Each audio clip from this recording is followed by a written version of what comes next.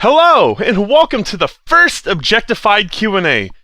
My name is Kazoo, though the others may call me Vinny, and I am the composer for Objectified, professional pain in Chester's ass, as well as the one who'll be asking the questions for the next hour or two, or three. Next, we have none other than your favorite news anchors, Pop and Pot themselves. Pop, we always say Pop and Pot, it's time to switch it around. Pot, would you like to introduce yourself? Pot. That's great. Anyway, yes, hello. I'm Pot. I am one of the social media managers, along with my glorious coworker, Pop. Excellent. And how about you, Pop? I am one of your glorious news anchors, along with Pot, as well as I hunt all of your guys' fan art into non-existence. Nice. We also have an unexpected guest, Dust Bunny. Would you like to introduce yourself? Hell yeah, I would. I'm Dust Bunny. I'm one of the editors of whoever there are, but I'm one. I look over the comic to make sure that everything is spiffy and clean before it's ready to ship. Chester loves me. Ha! Alright, yeah. Cool. Boiler, would you like to introduce yourself? Boiler is here for recording contingencies and for transcription. Very nice! Now finally, of course, the person you've all been waiting for, the world's greatest visionary, the result of an unstoppable force meeting an immovable object, Dairy Queen's strongest warrior, and most importantly, the creator of Objectified himself. Give it up for Carcass! My name is Chester Fernandez, or I guess Carcass, though everyone here is just probably going to call me Chester. I'm the artist and visionary, I guess, behind Objectified. I draw the comics themselves by myself, though, not for much longer. I do the web design stuff, and I guess I pack the sticker orders. So we got hundreds of submissions for the Q&A, which is awesome, and honestly, we're shocked that so many people wanted to, ask us questions about the series. And just because of the sheer volume of them, hundreds of entries means hundreds more questions that came with those entries, because as you guys might know, we allowed you to send multiple questions with each entry. We are not going to be able to get through them all. So we tried to pick the ones that we thought were important, relevant, and fun to answer. So we're going to get through as many of them as we can. And I'm sorry if your question didn't make it in. Such is the case. A lot of the time we were looking over these questions, a lot of them are repeated. So if you asked a very, I guess, commonly asked question, you're definitely going to get your question answered, because we did try to prioritize those. I do want to go over real quick before we start a few things. I do want to communicate to our community, since we've never gotten really to touch base before, in that I want to set some personal boundaries with what we don't find acceptable from our fans, and how we want you to handle situations and stuff. And I guess we can start with a pretty recent thing that happened, where we did get someone who leaked, I guess, Patreon content. And I think it was Ursa Major or something. What happened was, I guess we got a lot of emails about it, and we did kind of hear that the way that some people handled the situation wasn't very, I guess, smart, where they reached out to the person leaking, and they sort of were not super nice about it, I guess. But we would prefer if you didn't interact with the people who leaked, or you could tell them politely that they're not supposed to do that. If they're very well aware of that, I would say it's better to report them. We have on our early access page on our official website, we have guidelines on how we want you to handle those situations.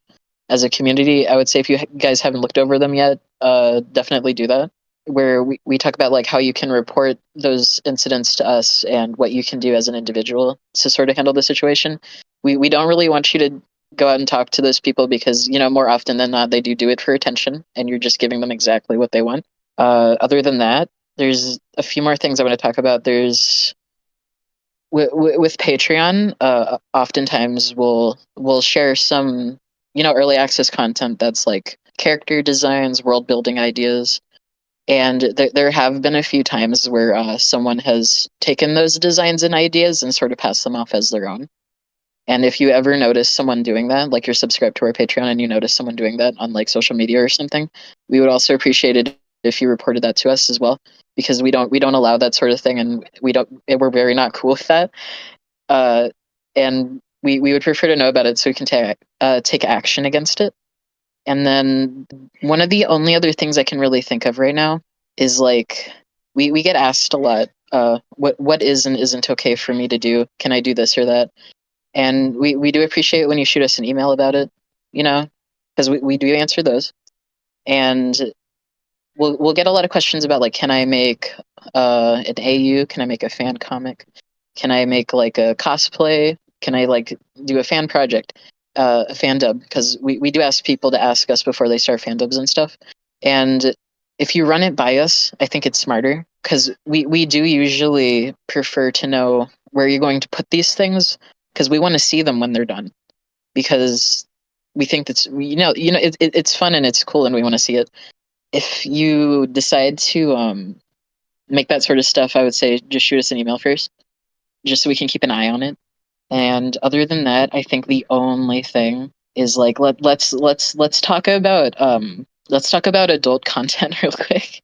We do not care if you as an adult make I guess adult content that's like Objectified related, as long as you keep it in a private place. And that's all I have to say about that.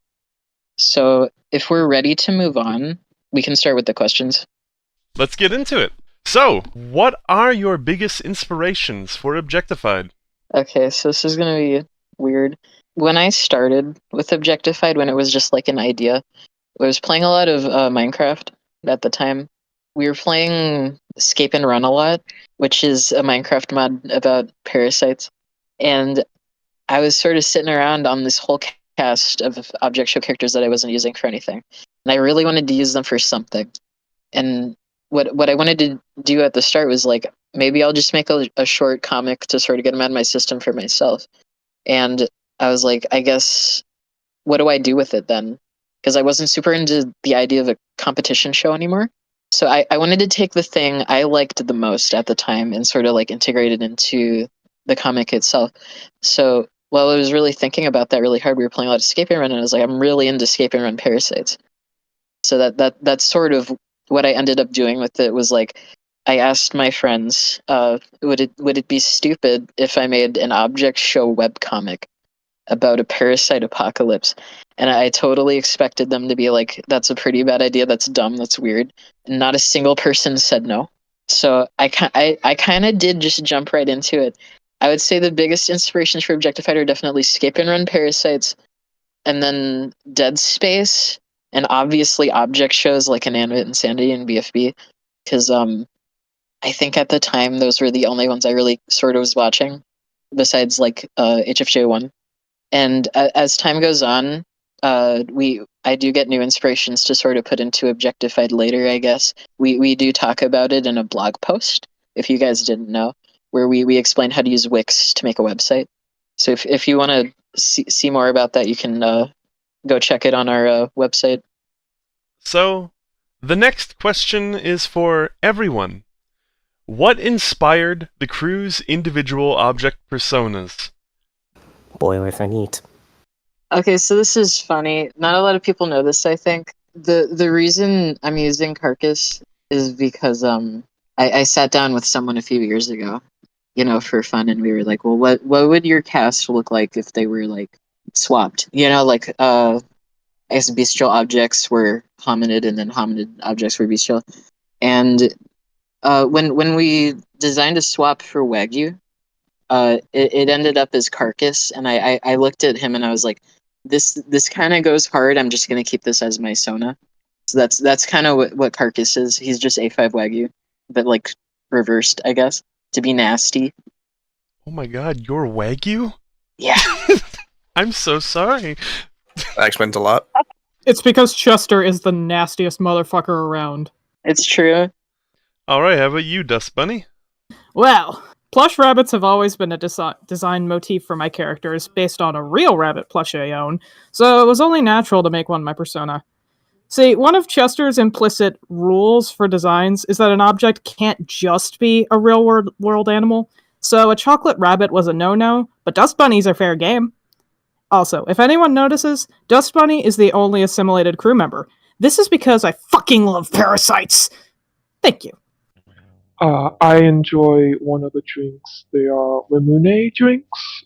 They're just regular carbonated drinks, but so I usually get them a lot. So when I was asked to make something like this, I was like, I really like those drinks.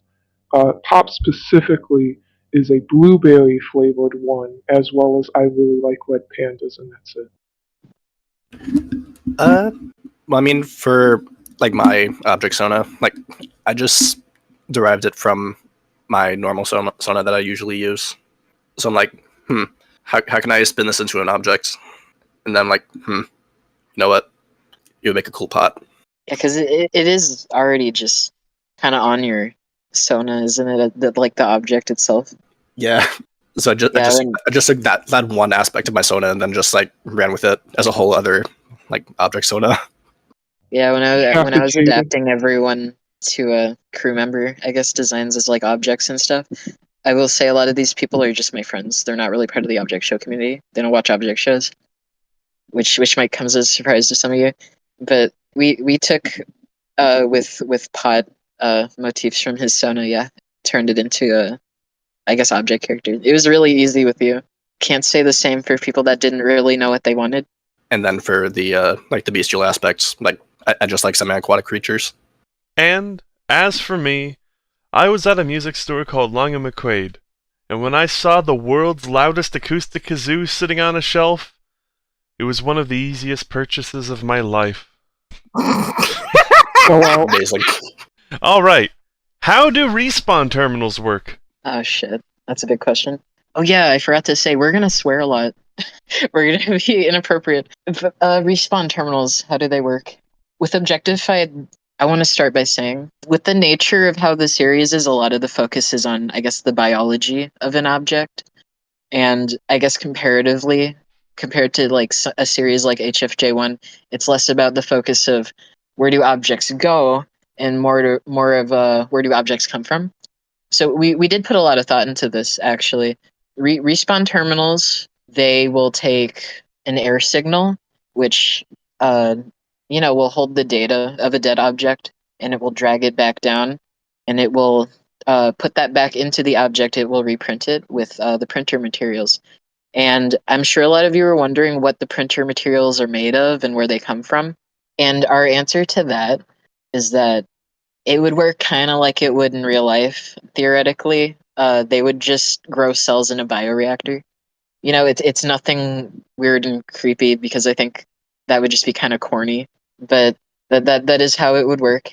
And respawn terminals can also print new objects. If you were an Objectified, you could go to a respawn terminal. You can have a kid with someone by submitting your data, and it's likely that your data is already on file because you probably came from a respawn terminal in the first place. And it'll mix tags from 2 parents or more to create a child based on those tags. So I guess a good example would be Brandy, Minty, and maple syrup. Like all 3 of them, we get this question a lot. Is maple syrup a surrogate? How did they all have a kid together? And we don't need surrogates in Objectified. You know, they don't do it like that. What they did was they all went to a terminal together and they all decided to print a kid. What the terminal does is it'll take 1 tag from each parent, and tags are just descriptors. It's a little like genetics, but very watered down. And it'll mix those tags to create an object that does fit those 3 tags. So I've thought about this a bit before. I want to say, in this example, it would have probably taken like edible tags from Minty and Brandy, consumable. It could have taken like drink ingredient. It could have taken sweet for maple syrup, stuff like that. Very simple 1-word tags. They can be the object's color. They can be the object's material. They can be the object's functionality. Is the object a tool? Is the object, for the bathroom? Is the object for the kitchen? Is the object dangerous? Like, is it sharp? It'll take tags like that and sort of mix them to print a child, and that's how that works. So yeah, that's how respawn terminals work. What happened to Wagyu's group? So with Wagyu's group, I'm confident confirming they will return, and you will see them again. I can't say much about how they're doing, but I will confirm you'll at least see Sunny again. I think that's a fan favorite for sure, as far as side characters go. And I cannot. I wish I could say more, but it is kind of, it's spoilers. So we're gonna be dancing around a lot of spoilers in this Q&A. But that's all I got to say about Wagyu's group. They're gonna come back. Mysterious. What music and albums inspired Objectified? I'm just gonna keep it real with you guys. When I started thinking about Objectified, I was writing the script and stuff. I kind of just went with whatever YouTube was recommending me at the time, on top of stuff I already liked. And it's a little funny. The stuff I already like is just like mostly Y2K pop music. So I'd be writing, I guess, story beats for episodes that are like really tragic or whatever. And I do this while I'm working too. I'll be working on something like Vanatics, and the music that I'm listening to is just like Katy Perry or something, like really unfitting music. I do have a lot of songs that are more fitting for Objectified that I do listen to, and I might kind of release them on a playlist or something when I get bored one day. We do get questions about like licensed music that we associate with the series a lot, and if I ever do end up doing that, I will put it on Patreon, I guess, and it will probably just be like a public post or something. So if you're not following us on like Patreon, you can do that for free. There is a free tier, and a lot of people do already follow us there. And we have actually started making public posts every now and then. Sort of treating it as a social media account, because our social media account's more for announcing teasers and stuff. Will you make plushies or other merch? Yeah. I mean, I would definitely love to. Like, saying that as if I'm making the plushies. But yeah, like, we do have plans like to do plushies, but we would need like a much bigger budget, I would say, because that takes a lot of work to actually make that kind of stuff. For sure. As for other merch, there was talk of like doing maybe enamel pins. Yeah, we're gonna do enamel pins. Hopefully, they're like more of an affordable thing to manufacture, but they're I've looked into it a few times. It's kind of scary. You got to pick a finish and a design, and you got to work with like a guy to make them. I don't know. We'll figure it out. And yeah, like the pipe dream is like to do like blind box figurines. Yeah. So if you are subbed us on Patreon and you get the concept art stuff, you've seen we've done a lot of various.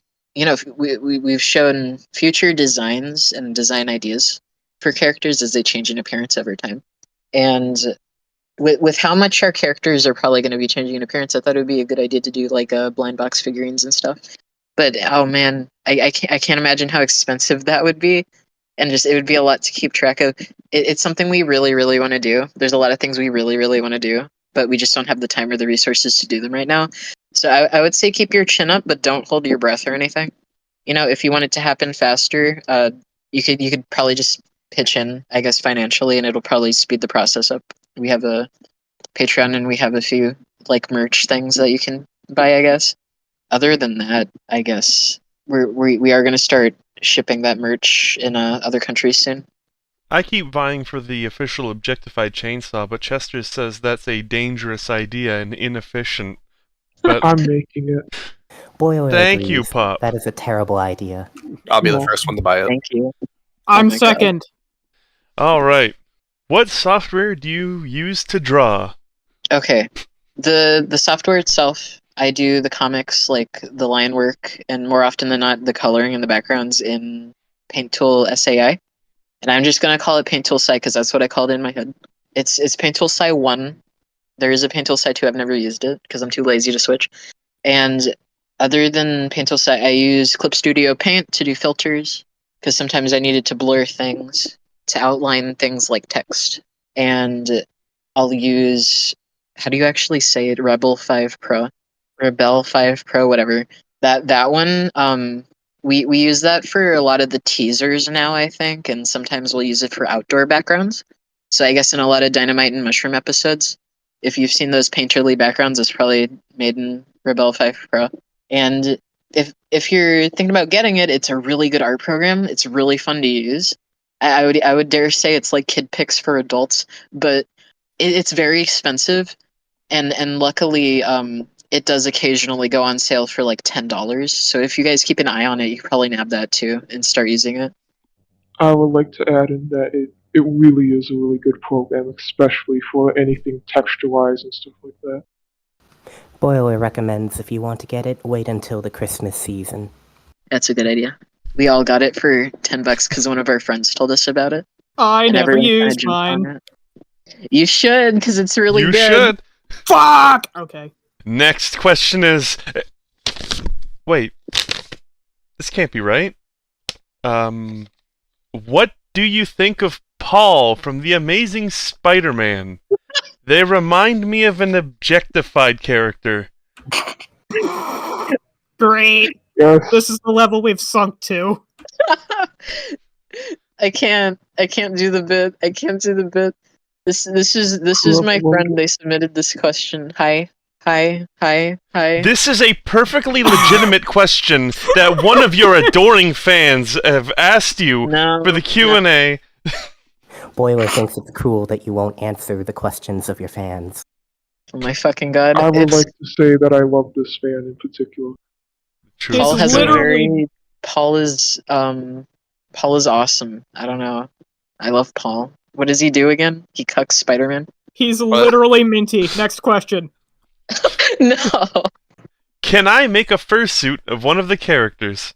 Yes, you may make a full suit of the characters, and do make sure that if you do make them, to show us when it's done, or even in the process of being done. Yeah, we love the idea of the objectified fursuits and cosplays stuff. We get a lot of inquiries that are like, "Can I do this and that?" And then we get really excited to see it. And it's not often that people actually go through with it. So Which is if you're fine. doing, yeah, and that's fine.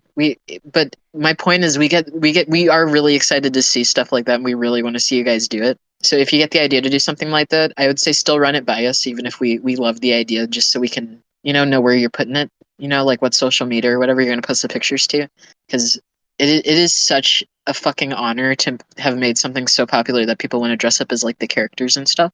That is so fucking cool. We love seeing all fan art and or fan renditions of the characters. All of it. We've seen some shit. Do you have any tips for writing? Hardly, honestly. With the script, the way our script works is it's separated into story beats. When I started writing Objectified, I kept it very short and sweet. So it was pretty much, instead of writing out the dialogue and every little event and scene and angle of the episodes, I would write out, I guess, short synopsis.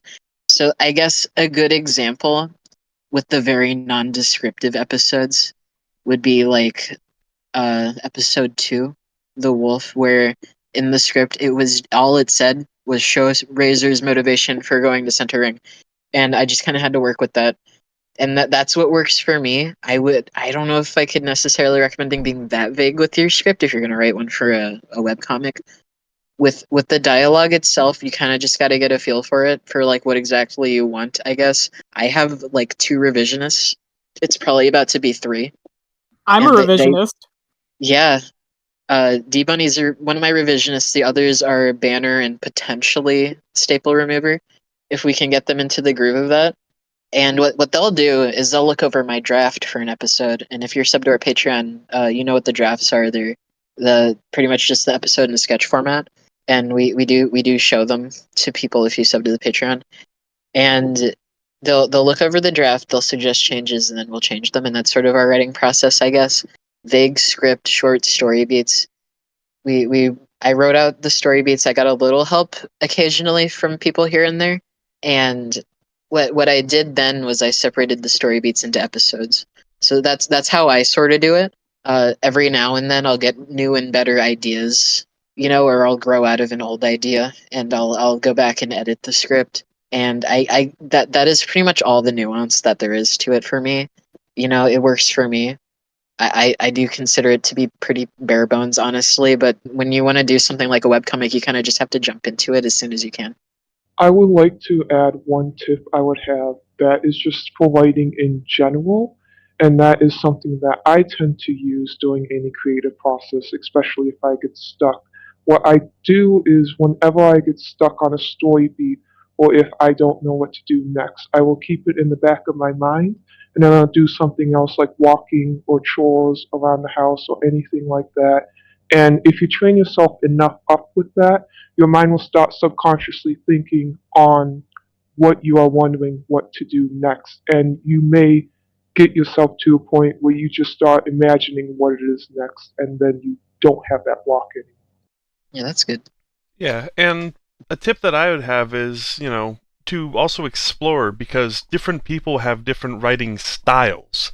Some people like to start at the beginning and see where it goes. Some people work really well when they have a goal in mind and then they figure out how to work towards that goal, and other people work really well having the different story beats and then tying each one of those beats together. You just gotta experiment with different ways of writing and see what's most comfortable for you, and what pulls everything together in a way that you and to make sure that you enjoy writing as well. There's no point in doing it if you just hate it. That would be a very good point, is that enjoying the process is one of the highest things to keep yourself motivated. Yeah. With that in mind, too, it goes without saying, Objectified is really my first project. I'm not the best writer. I'm not going to be the best writer at times. There's probably better advice out there for how to do this stuff. It's okay to be inspired by Objectified, but I don't know. We kind of... We're not going to be perfect with the way we do everything, so just I would be aware of that. Draw inspiration from multiple sources. That's going to make you the best artist and writer that you could possibly be. Yeah. I agree with that. Well said. And talking about the creative process, Carcass, how long have you been drawing, and do you have any tips for drawing and making backgrounds? My backgrounds, I don't want to tear myself down here, but I wouldn't say they're, in the comic itself, they're not always the best, because I do have to get through those in 3 days. I kind of rush them most of the time. More often than not, the perspective and stuff, if you haven't noticed, is a little off. But if you're going to do backgrounds, I do have a few tips for if you actually have the time to put effort into them. I would look into point perspective. Clip Studio has some perspective tools that I heard are really great. I've personally gotten the chance to try them. You should watch what professionals have to say on YouTube and stuff. A good technique that I found was if you really zoom out on your canvas and you sort of color block it from far away, you get a better feel for how good your palette's gonna be. You can reference photographs a lot. We do that a lot. And of course, above all else with art, you're going to have to just practice to get better at it. Using help and tutorials and references will get you ahead very fast, but it will also there's only so much you can do if you don't practice a lot. That also goes with writing and stuff. You have to. It's like a muscle that you have to exercise. And what else? How long I've been drawing is tough, because pretty much as long as I can remember. I started taking drawing, I guess, seriously when I think I was 7 years old. If you're ever wondering how old is the guy who made Objectified, look at your calendar. The last 2 digits are my age. Pretty it's safe to assume. So it's 2024. I'm 24 right now, and when I was 7, it must have been 2007. And I'm gonna tell you guys a really stupid story, a really short one. The whole reason I got into art, well, I like drawing. I wanted it to be my career. I decided that when Cartoon Network had this block on their channel where they introduced a ton of live action shows. And when I was 7 years old, I saw that. I thought they were the most boring shit ever. And I thought, oh no, God, I have to become an animator so that Cartoon Network can have more cartoons on it. So that's just kind of what I went with. And the motivation for being an animator kind of changed over time. When I was an adult, tried to get into animation, didn't really work out. I've kind of I'm trying to start smaller with the art career. I'm doing webcomics now because they're more digestible for me. It's more of an independent kind of job. I can do it almost independently, though I do get a lot of help with the extra stuff like social media and stuff. How long is that? 7 years old must have been that's a long fucking time. I'm trying to count on my fingers, but my brain isn't working right now. 15, or yeah, give or take. I don't fucking know, man. I don't know math. Me neither. Boiler, Boiler, what is the answer? Boiler doesn't know the numbers that you're working with. 24. Boiler is very smart. 24 Which will make minus it 7. 17 years. If we're 44 gonna minus fucking 7. talk about math, can we just mention real quick? Boiler tutors it, and they've helped me like with finances before, and they're really helpful. Boiler is embarrassed. It is very good at math, and I probably couldn't have opened the sticker store without it. I was going to say 17. I just said 15 instead. Boiler will kill you. God, I'm so sorry if we sound awkward as hell in this video. I swear we talk every day. We've been talking like every day for almost like how long have we known each other? Almost like 7 years or something. It's got to be 8 years by now, right? Maybe 8. 7. But it's just like Q&A. I think we're all a little nervous. Why talk about numbers when we can move on to the next question and subtract the number of questions by 1? How do you design assimilated objects? So when we started, I would heavily reference the works of Junji Ito. And if you don't know who that is, he's the guy who illustrated a lot of horror mangas like Uzumaki and stuff. When I was going to Objectified, I was like, if I'm gonna do horror things, that's the inspiration I want to pull from for like the style of those scary parts. So if you look at the first few episodes of Objectified, you can really see like where his style is very prominent. And as time has gone on, I've tried to move away from directly referencing his works, and just to at least attempt to have my own style with it. So as time goes on, they're more. I was able to like absorb a lot of the motifs of his style, I guess, or at least somewhat, and just work independently from that. So that's sort of what that process was like for me.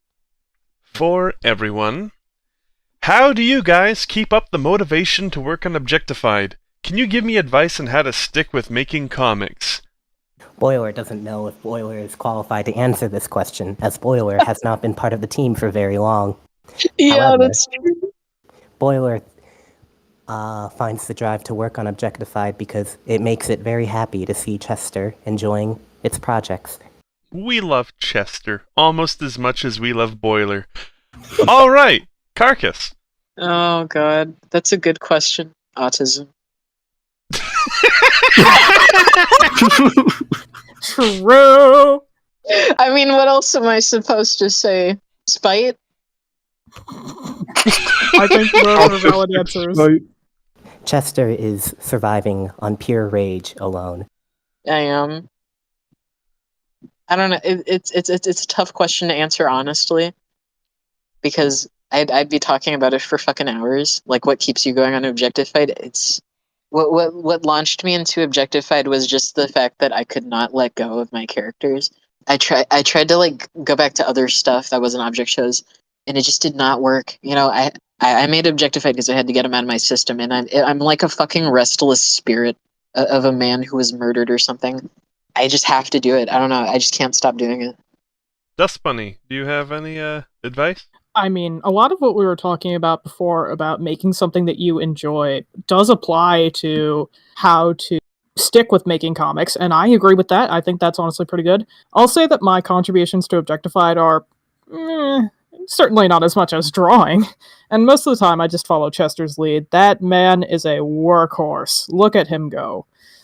But honestly, just working on something that I love and being a part of Objectified is something I love. I love doing my job, and it makes it easy to look forward to the time where I'm working on it. That's all. I am a man of sheer willpower. If I hurt myself 2 times putting together a furniture, I will hurt myself 50 times making sure this gets done. I mean, I just enjoy what I do.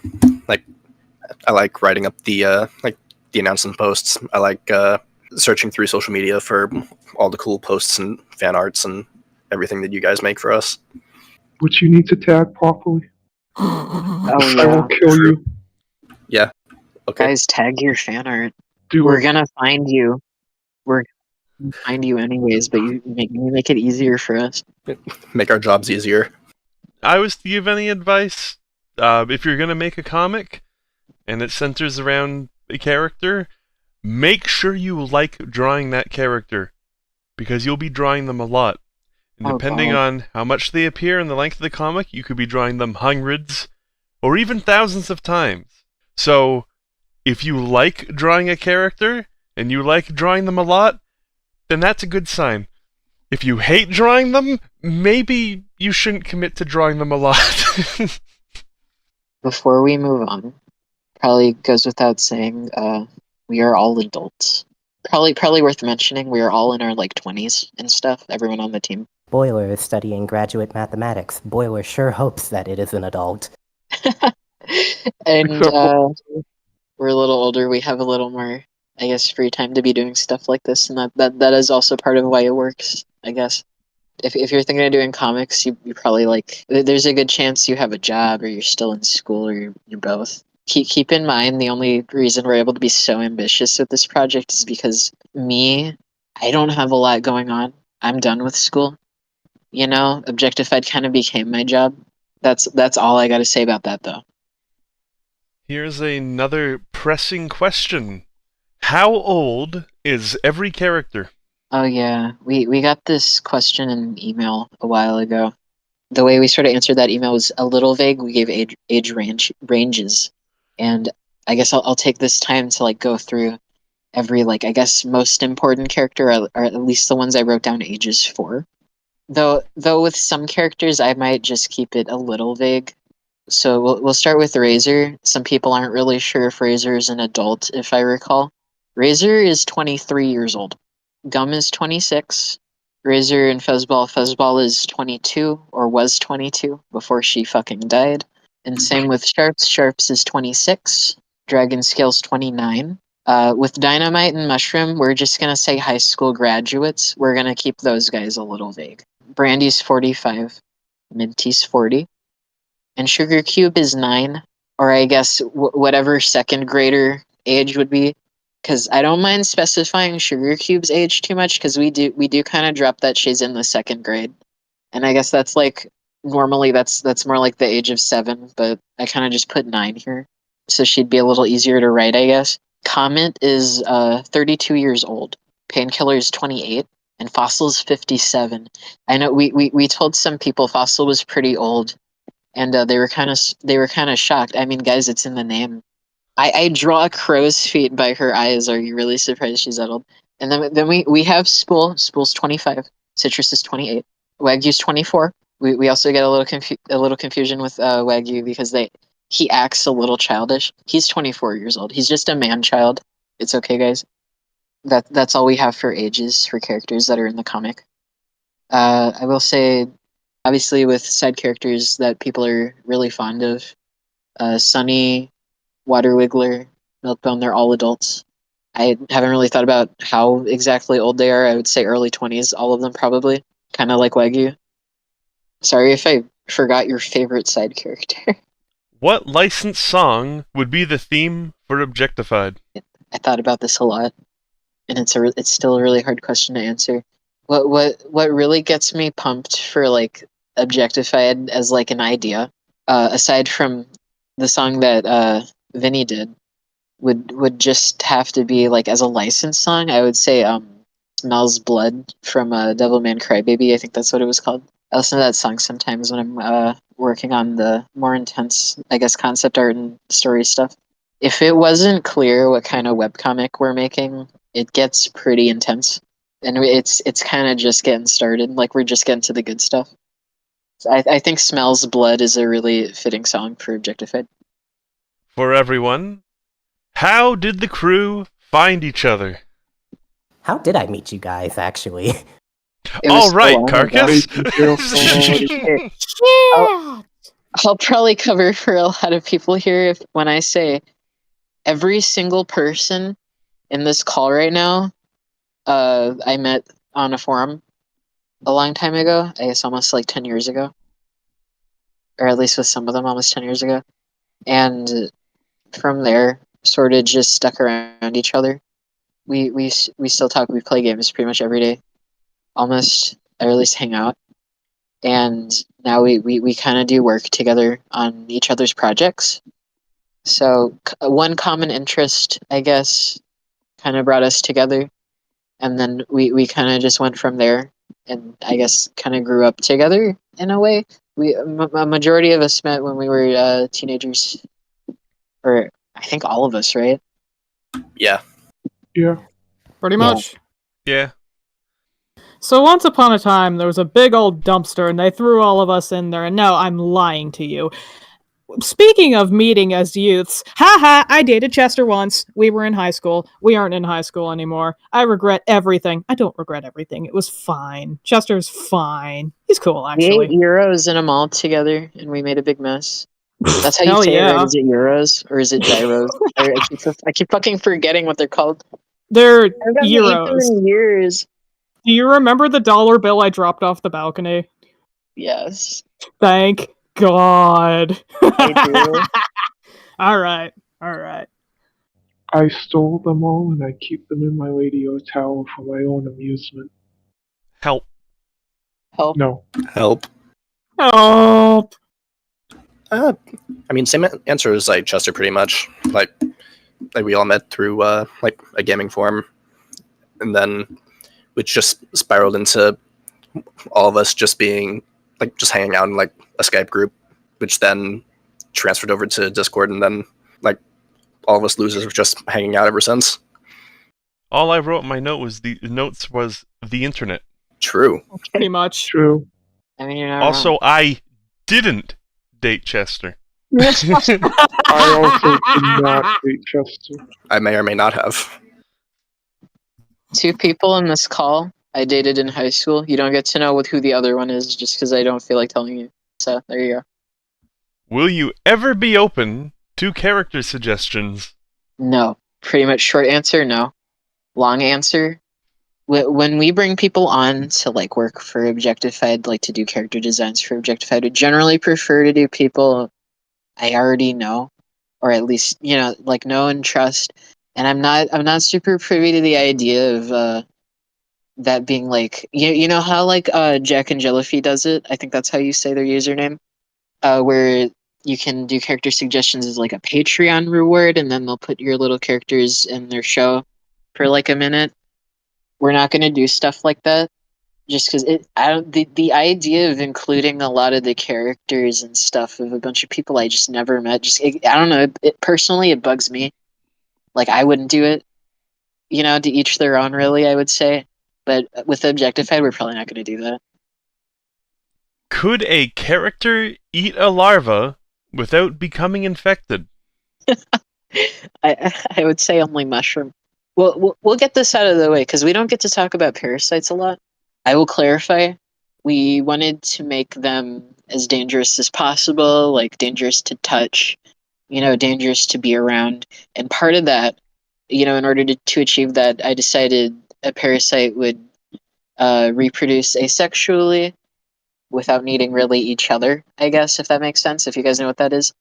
And part of that is they'll reach that sexual maturity very early.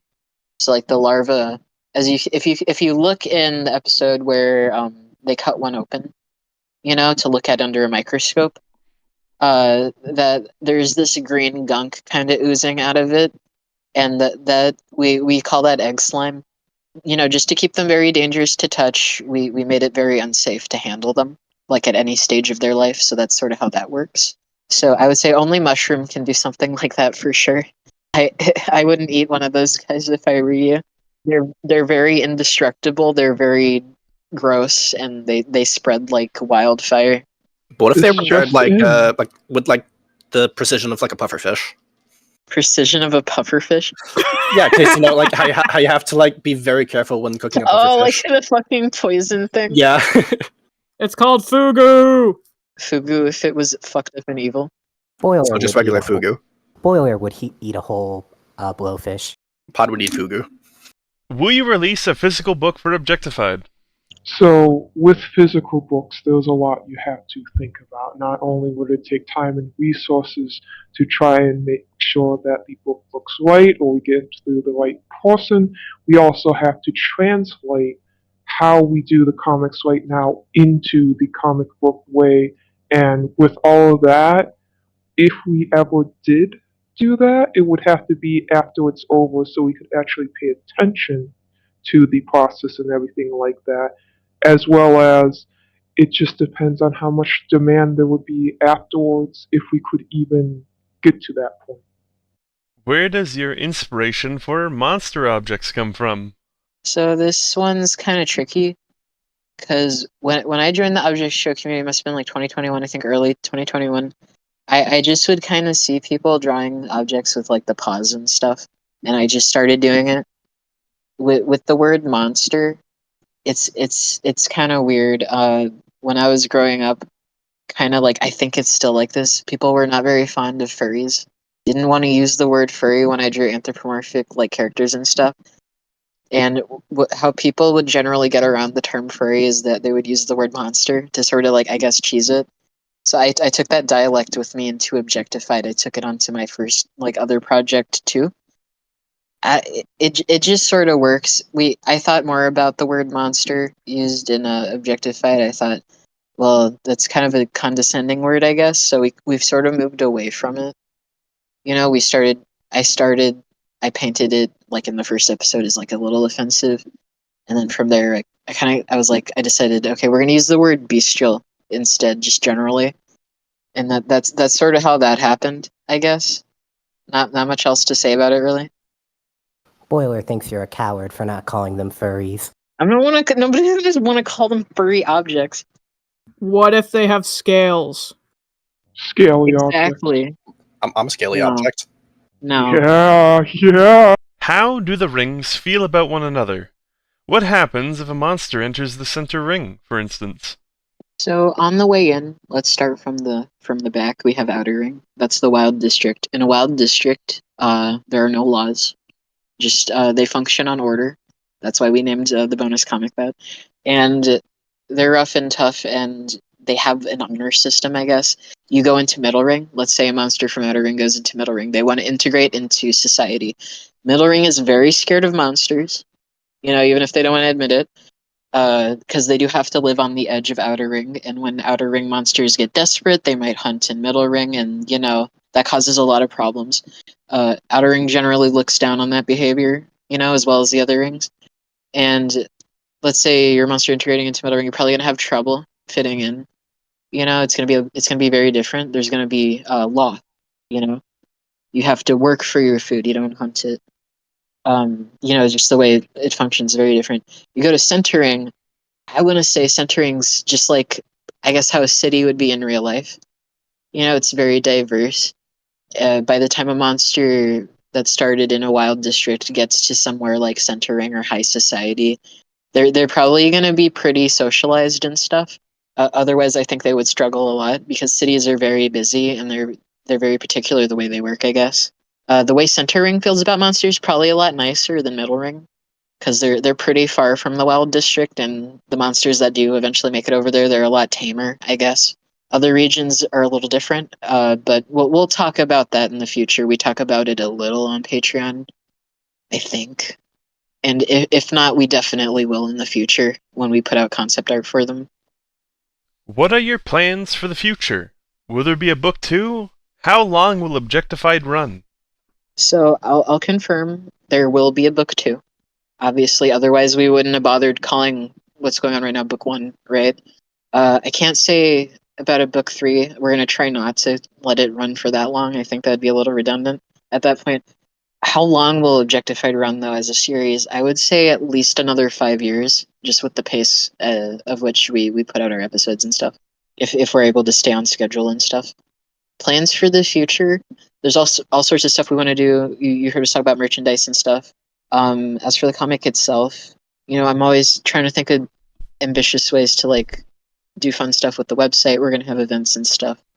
You know, we're going to have more art contests in the future if we can help it. That sort of thing. I can't necessarily promise a whole lot so far ahead of time because I don't like having a broken promise or anything. But I would say it's definitely worth looking forward to the future if you like Objectified. How do you prepare for an episode? How far in advance do you make them? As you know, we work with a script. The whole book is written already, actually. When we start, we have everything we need. and we prefer to work 4 weeks ahead, you know? So we have the Patreon episode, and we have an extra episode in case there's an emergency or something. That's pretty much how far in advance we make them. As for preparation with an episode, aside from already having everything we need with the script and stuff, we kind of just jump right in. You know, I'll jump right into drafts, and then, you know, the rest of the 2 weeks we just finish up the episode, the teasers, and that's our process.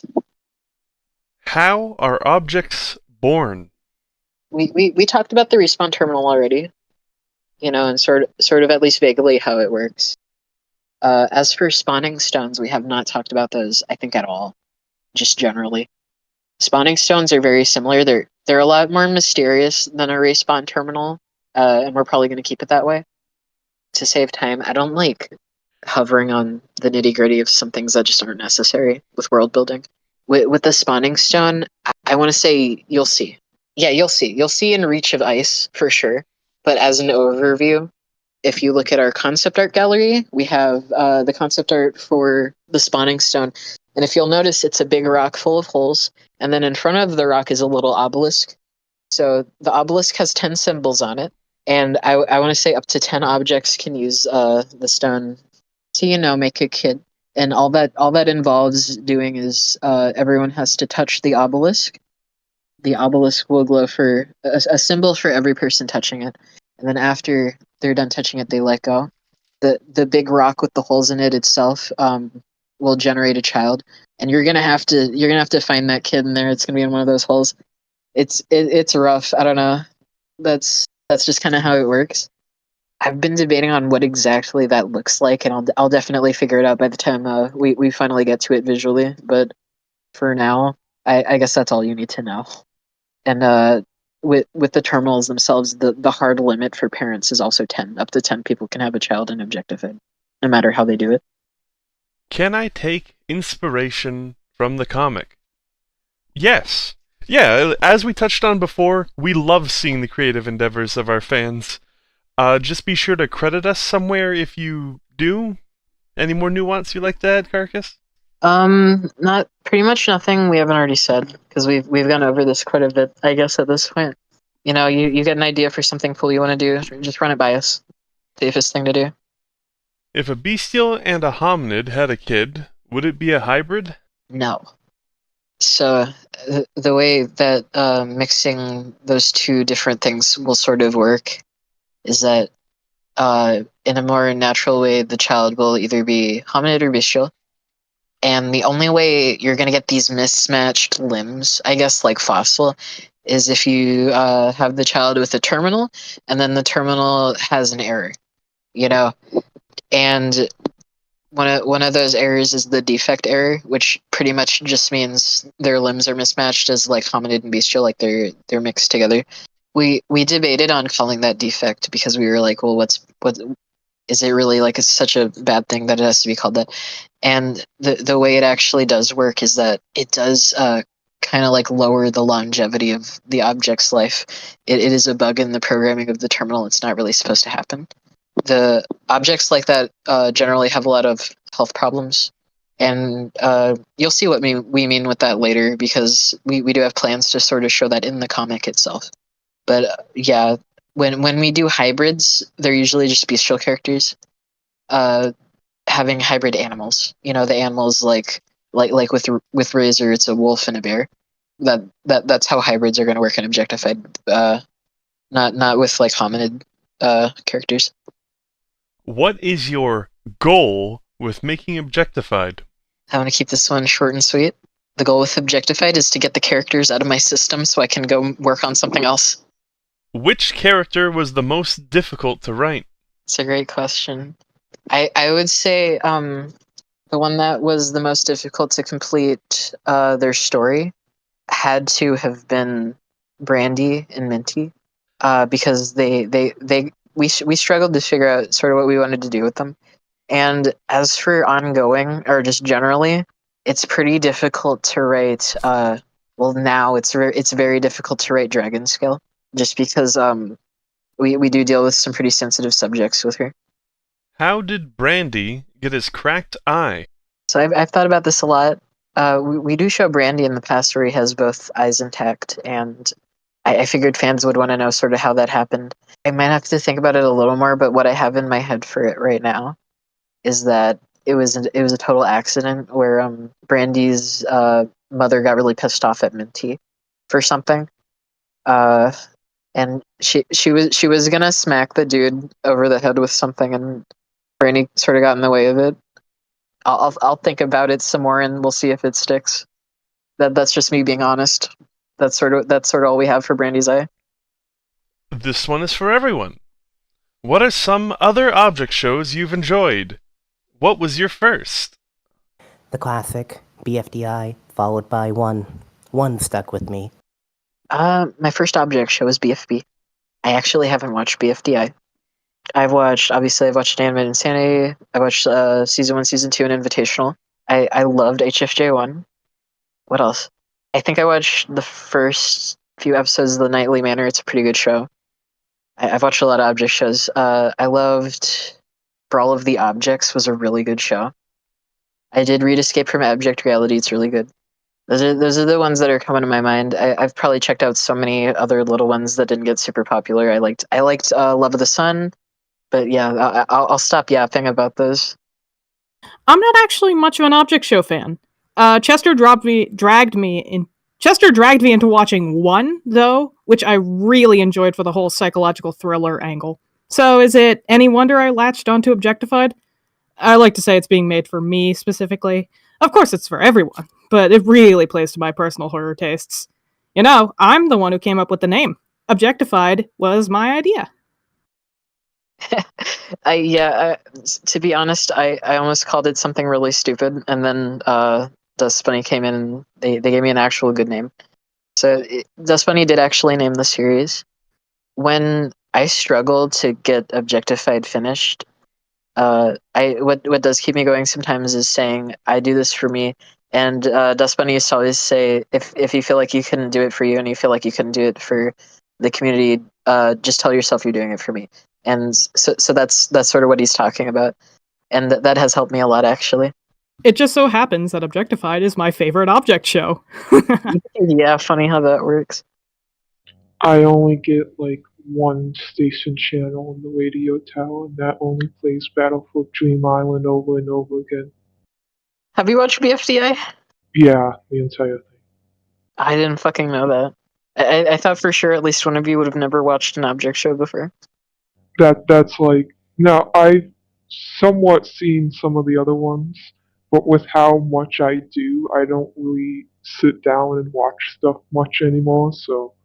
Yeah, you are pretty busy. So like as we mentioned like a little earlier, like I'm not that much of an object show fan, but funny story, like years and years ago, before any of these fools even heard of an object show, like one of my other friends tried getting me into Inanimate Insanity and BFDI or BFB, I can't remember which. It didn't really latch on at the time. Honestly, it still doesn't. But like the only object show that I've seen that actually stuck with me, like apart from Objectified, was one. I started by watching BFB back when the 14th episode came out 4 years ago, and then I didn't watch much more until Chester got into them. And it's an unoriginal answer, but one is probably my favorite. One is just so good. It's just so good. It's so popular, but that's because it's so good. We are all one fans. Alright, we had fun, but now it's time to stop having fun. Here's a heavy one. Why did Minty cheat?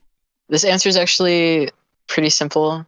We made Minty cheat because we needed a reason for Brandy to really jump on splitting them up as fast as possible so we could get it done in one episode.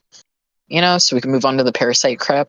So I thought, what would be bad enough for Minty to do that Brandy would absolutely not put up with it, like as a romantic partner?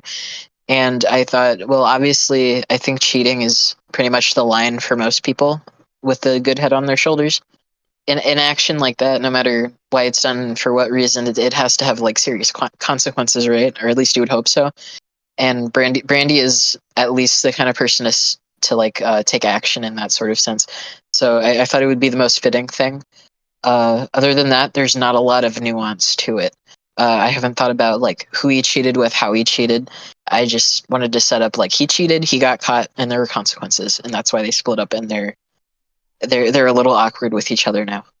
The real answer is that Minty is a fucko. He's a little bit of a fucko. Here's another heavy hitter. What was the intention of the drugging scene with Gum and Dragonscale? I wanted to talk about this so fucking bad. So what happened with recalibrating was that, oh my god, I've rewritten that episode so many times because there was so much crap I wanted to fit into it, and what we were going for with the Dragon's Scale is not what we ended up doing. There was a lot more nuance to it. The focus wasn't necessarily the drugs or the drug problem, and that's sort of what we ended up with because of a time restraint. We do talk about it on our Patreon a little bit, where the goal with Dragon's Scale, it was actually to show someone coping with reality by using drugs to regress. And for Dragon's Scale, that was to, like, I guess, a teenage age, where she was playing a lot of video games and like screwing around in, you know, in her own filth and stuff. And that's why she was in that dirty little aisle with that TV and that console. But because of time restraints, so all we ended up really able to show, because that is such a hard thing to convey, you know, props to Moral Oral, I guess. We ended up changing the scope of, I guess, what we wanted to do with her to that, just because of time. And now what we're having to do with Dragon's Scale is, I guess, focus a lot more on like the drug abuse aspect of Dragon's Scale. And for that, we're hoping we handle that well. And I mean, I'm personally pretty confident we'll be able to handle that pretty well, because a lot of us have, I guess, personal experience with that sort of thing. So I wouldn't worry too much even then. So that's why that happened. The intention, there wasn't much intention. It's just sort of what we had to end up doing with her. Why does Gum have so many GFs? So with Gum, before Objectified, before we decided Parasite, Apocalypse, whatever, Gum just as an individual, like OC, she was very scarred up, and the context I wanted to give to those scars was like, well, let's give Gum like 7 evil exes, because I wanted to make it funny, and for Objectified, we decided to keep those 7 exes. Sort of what we're doing with them is it may so far, I guess, seem pretty convoluted, where it's like, where are they going to go with this? I promise it's all necessary, because ultimately what we want to do with Objectified, they became so intertwined with, like, you're not going to understand how yet, just trust us.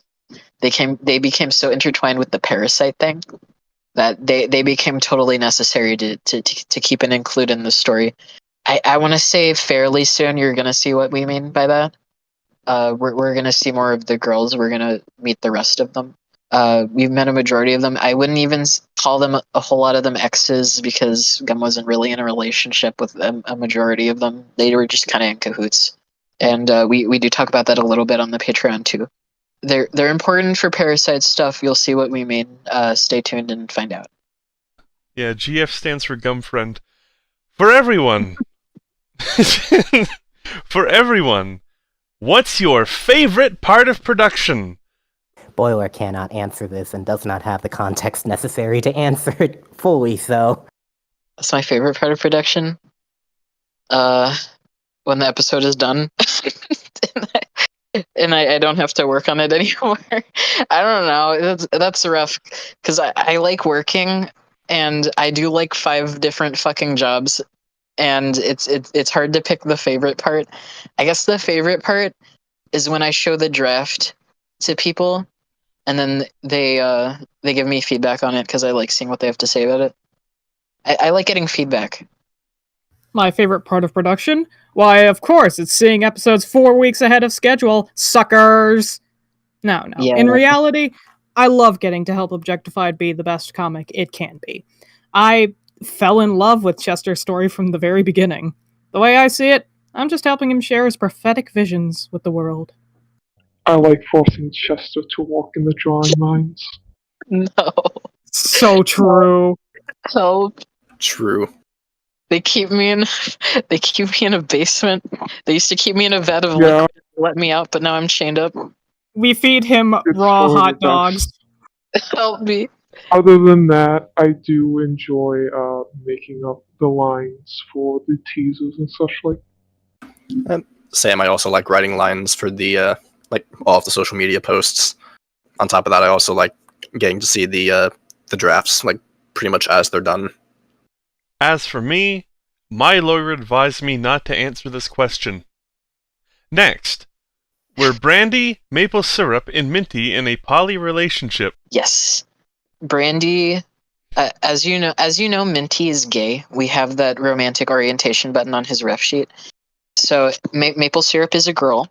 And in this polyamorous relationship, Minty and maple syrup are not, in a romantic relationship mutually with each other, and not a one-sided one either. So they have a platonic relationship in this polycule, what used to be their polycule, and maple syrup and Brandy were in a romantic relationship, and maple syrup, I want to say maple syrup wanted to be in a romantic relationship with Minty. We'll show that more later. Minty and Brandy romantic, maple syrup and Brandy romantic. Maple syrup and Minty kind of ended up having to be platonic, and they did care about each other a lot. Obviously, at some point, things did start to fall apart, and we're very excited to show how exactly that sort of happened. How did Fuzzball and Razor meet? Through a fence in Fuzzball's backyard, because she does live on the edge of Middle Ring. If we ever decide to go into more detail with that meeting, we'll show it in the comic. Baby Razor, baby Fuzzball, pretty naive, I would imagine. Me through a fence. All they probably were thinking was, "This is a kid and I want to play." How do you decide who will be featured in an episode? So, I mean, Pop and I have this like really cool, like funny, just like way of handling things. Pop puts a blindfold on me, and then I'll take a dart and throw it to a dartboard that just has like printed out pictures of every single like main objectified character, and whichever one it lands on is, like whatever comic we focus on for that week. Sometimes I will leave out some pictures just to spite the Oh my company. fucking god. Every time that you They complain are that there's social not a Comet experiment. episode, we take Comet off of the board so But- that the dart can't even land on her. But no, in actuality, like the entire story, book one's pretty much written out already. We try and schedule episodes in terms of importance, like rather than giving every character like their fair share. Unfortunately, Yeah. It's and by importance, what he means is like we have to line them up timeline wise for events and stuff. Where everyone needs to be present for something like a late stage event, or like the season changes, which has been a really big challenge for us, admittedly. Like we're not quite perfect at that yet, but we're trying to get the hang of it as fast as possible because it's very important. What are the cast's full names? The naming scheme for characters in Objectified, what we tried to do is sort of brand names. With Razor, you get Astra. Astra is a brand name for Razors. With Gum, we use Lendia, which was a tree that produced, I think it was sap that was used in some gum products. Other characters are similar. Wagyu, I think you would pronounce Hokkaido or something like that. He's named after an area in Japan where they raise beef cattle for A5 Wagyu. So that's sort of what we try to do with some characters. They're not going to really have those names be revealed because they can't have names, because there wouldn't be brands necessarily that really sell them. Like, I guess a good example would be Dragon Scale. I'll confirm some names that haven't been revealed, just ones that I can remember off the top of my head. Dynamite's name is Max. Mushroom's name's Eden. We actually do reveal that in Turtle Shell's journal. Coincidentally, Sugar Cube's name is Clementine, which might sound like a reference to the zombie game. It was, which one was it? The Last of Us or The Walking Dead? Okay, yeah, The Walking Dead. But it actually coincidentally is also the name of a company that sells pink sugar cubes, which I thought was really cute. Spool's name is Clark. Citrus, just for lore reasons, I don't think he would have a name like that. It was a little too hard to name Painkiller, so I would say for now don't get your hopes up with them. Fossil doesn't really have a name because just our rock characters, Fossil, Comet, it's almost impossible to give them names in that naming scheme. So we might think about it more. We might just give them a whatever name if we decide to, or if we ever feel the need to. But for now, those characters don't really have names. I might have named Minty. I don't remember. I might have named Brandy. Brandy's already kind of a person name. I think that's good enough for you guys. Are we going to see the other regions? Yeah, for sure. I can't say exactly how or when, but definitely at least a tiny bit of each of them. Even if the story itself doesn't take place in maybe one or two of them, there's a good chance at some point we will have some part of the story that takes place in a different region, yeah. At least for bonus episodes, for sure. Do you have any voice claims or canon voices for the cast? So for this one, just for time's sake, we're just going to flash them on the screen. I don't have a ton of them. I do have a few. It's not something I think about too much, but I'll try to remember all the ones that I did decide would have voice claims. To everyone, which characters are you surprised that the fandom took a liking to? Which characters are you not surprised the fandom took a liking to? For Boiler, it would have to be the background characters. It is surprising to Boiler that so many people seem to have enjoyed the background designs and not the main characters, but in retrospect, maybe that's not surprising. Characters that I'm not surprised, Citrus and Spool. That was an obvious choice. So who am I surprised the fandom took a liking to? I guess I was most surprised about probably Palm Tree. Just because Palm Tree was just such a whatever character to me. Like, he was made to be destroyed. You know what I mean?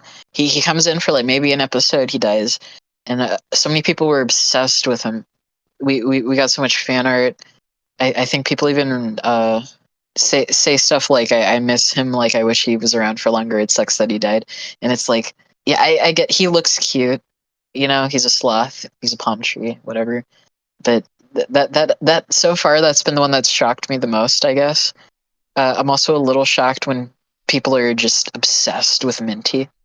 Just because I get it, guys, because, you know, he's my character. But it's just to the degree that it's been, with the way that the object show community kind of treats like characters who do bad things. It was pretty surprising that so many people liked him so much. And which characters I'm not surprised the fandom liked? I gotta say, definitely Citrus and probably Razor. I figured they'd be pretty big hits. Oh, for sure, Dynamite and Mushroom. I'm gonna have to second Palm Tree because Palm Tree is adorable. I love his presence for the brief period, but I understand I was kind of surprised to see so much love for him. Really cool character. But I'm gonna tack on and say Carrot. Personally, I'm a fan of the unending torment that assails Carrot for every second he's alive, but everyone seems to like him for being normal. Come on, guys, knock it off. Can't be like that. I'm joking if you can't tell, but for the ones I'm not surprised about, definitely Dynamite and Mushroom. Those two are just two kids out of their element. You could write a young adult novel about them and make it a New York Times bestseller. Do you guys think the murders would make it more or less profitable? More profitable. More. So when I thought of this, I thought of the main cast, and when I think of the main cast, the one I'm most surprised at is actually Fossil. I thought they would have like a like kind of like loyal small following, but it seems like a lot more than I would have expected Fossil to get, which I probably should have thought differently because they are a hybrid, so it's like obviously someone's going to be interested in that. I just didn't expect how much they were. Well, at least surprised, definitely Citrus because they're like vampires, so, and people like the vampires. I mean, same with Pop. I wasn't even thinking about, like, background characters. Like, the character I'm most surprised, like, I would say Comet, actually. Just because of, like, how few and far between, like, her episodes are. Oh, yeah. Which then just led to, like, everyone begging for the next Comet episode. Which, I mean, same. I also like Comet. I also like Comet. And, like, the character that I'm not surprised is definitely Dynamite. Like, with just their, their infectious, like, hyperactive personality, you know? Yeah. As for me, when it comes to all the main cast and the background characters, everyone has their share of fans, and I'm not surprised at anyone being liked. And Ural is just as freaky as I'd feared you'd be.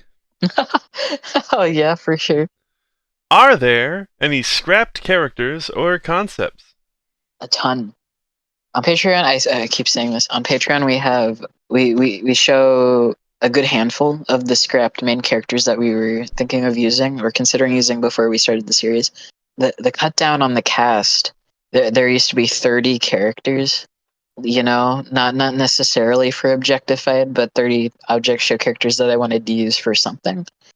And for Objectified, I wanted to really cut that down, so that's what I sort of did. So there are a bunch of characters, main characters that were scrapped in favor of the ones that I thought would be more fun and interesting, or at least would work better in the setting.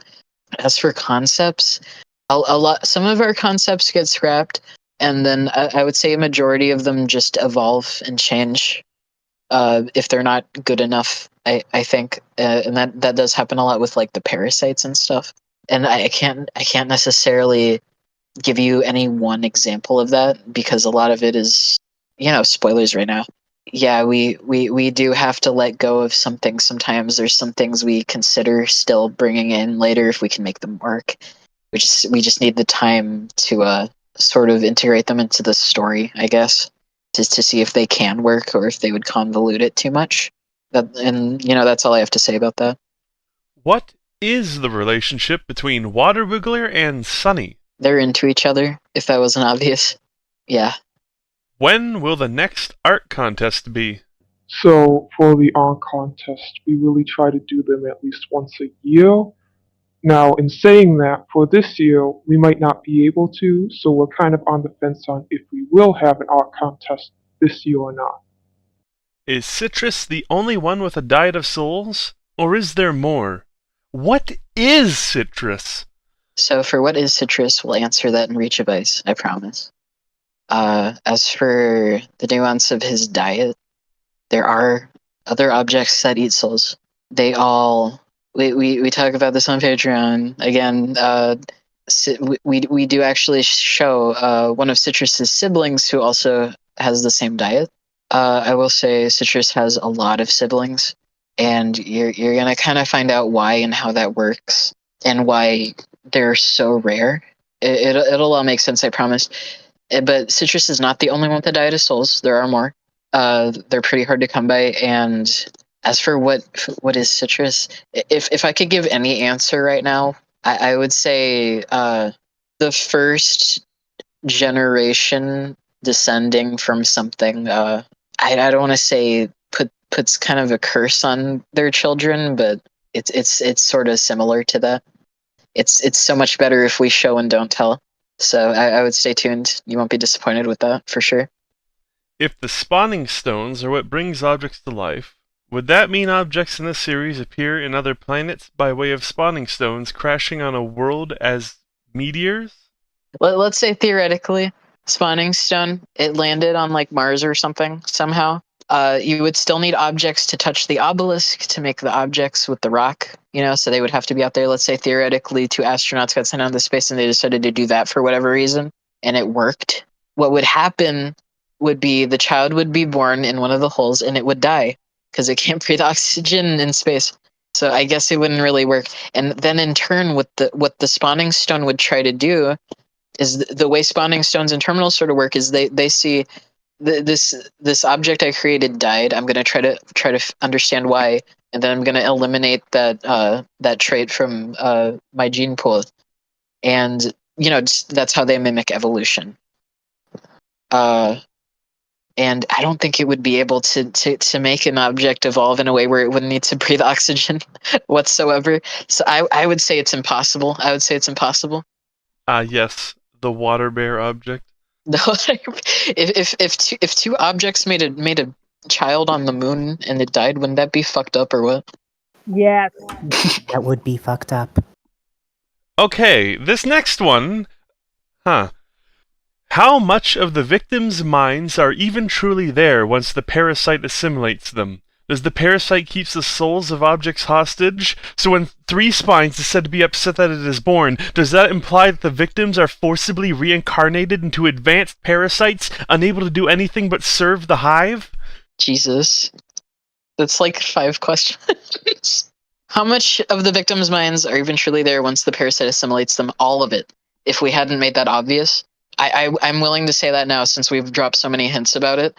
They are prisoners in their own body. And that is exactly why Dragonskill was not able to respawn Ghost Pepper. It's because she's not dead. Does the parasite keep the souls of the object hostage? Yes. So when Three Spines is said to be upset that it was born, does it imply the victims are forcibly reincarnated? So with Three Spines specifically, it really is the parasite that's pissed off that it was born, because Three Spines is sort of abnormal. It's gigantic. It's like an engine of hatred, sort of, where it's a little different from other parasites. It will friendly fire. It doesn't care. It's just very angry and it can't control it. Parasites sort of pilot the bodies of objects. They kind of take over. They'll change and convert their cells, and from there they'll sort of, blossom into their own organism, and the object's just sort of an afterthought on a patch of skin somewhere. Do you guys have a YouTube channel? Yes. In fact, there's a good chance you're watching this video on there right now. Other than the Q&As, we plan to post the rest of the Objectified's music on there, and if we ever make any more videos in the future, there's a good chance that they'll also be posted to the YouTube channel. If you're not watching this on YouTube, well, make sure to stay hydrated. You could also be watching this on Patreon. It's possible. We got to decide what we want to do with that, but... How does one become infected with Starsheet? So we do kind of explain this on the Apocalypse Guide, but I guess I'll go into more detail here. When we thought about an apocalypse, we thought... I was thinking about Escape and Run a lot, and one of Escape and Run's biggest problems is that you can sort of just bunker down and ignore the parasite stuff, at least for way too long. And I didn't want to sort of have that problem with Objectified, where you could theoretically stay in a bunker and just avoid everything and live out the rest of your life in peace. I thought that was kind of lame. So what we did was we made hive cores, and hive cores send signals, and those signals help parasites communicate and adapt. But what those signals will do to normal objects that aren't infested is that it will corrupt their minds. That's sort of how characters will get Starsheet. And the purpose of it is to pick off stragglers, sort of like the Shroud. A lot of Easter egg parasites are just to ensure the destruction of everything. Is there a queen parasite? This is tough to answer. Because right now, no. In the future, I wouldn't say queen probably the way you're thinking. I wouldn't say queen like... I don't know, in the sense that, does it control other parasites? Not necessarily, maybe.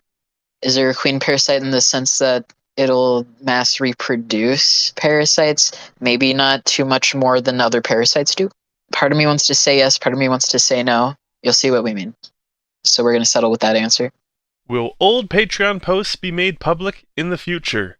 When the series is over, we might release those works in the future, but we will most likely ask our patrons with a poll first when the time comes. Want to make sure that everyone's good with it. Yeah, and what they pay for right now is exclusivity. So if we do decide to do something like that, we're going to run it by them first, for sure. Why did the parasite not attack Mushroom and Dynamite in episode 3?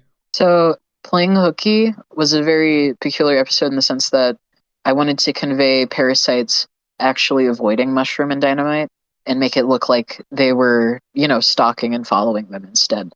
Because we didn't want people to know that Mushroom repels parasites for quite a while.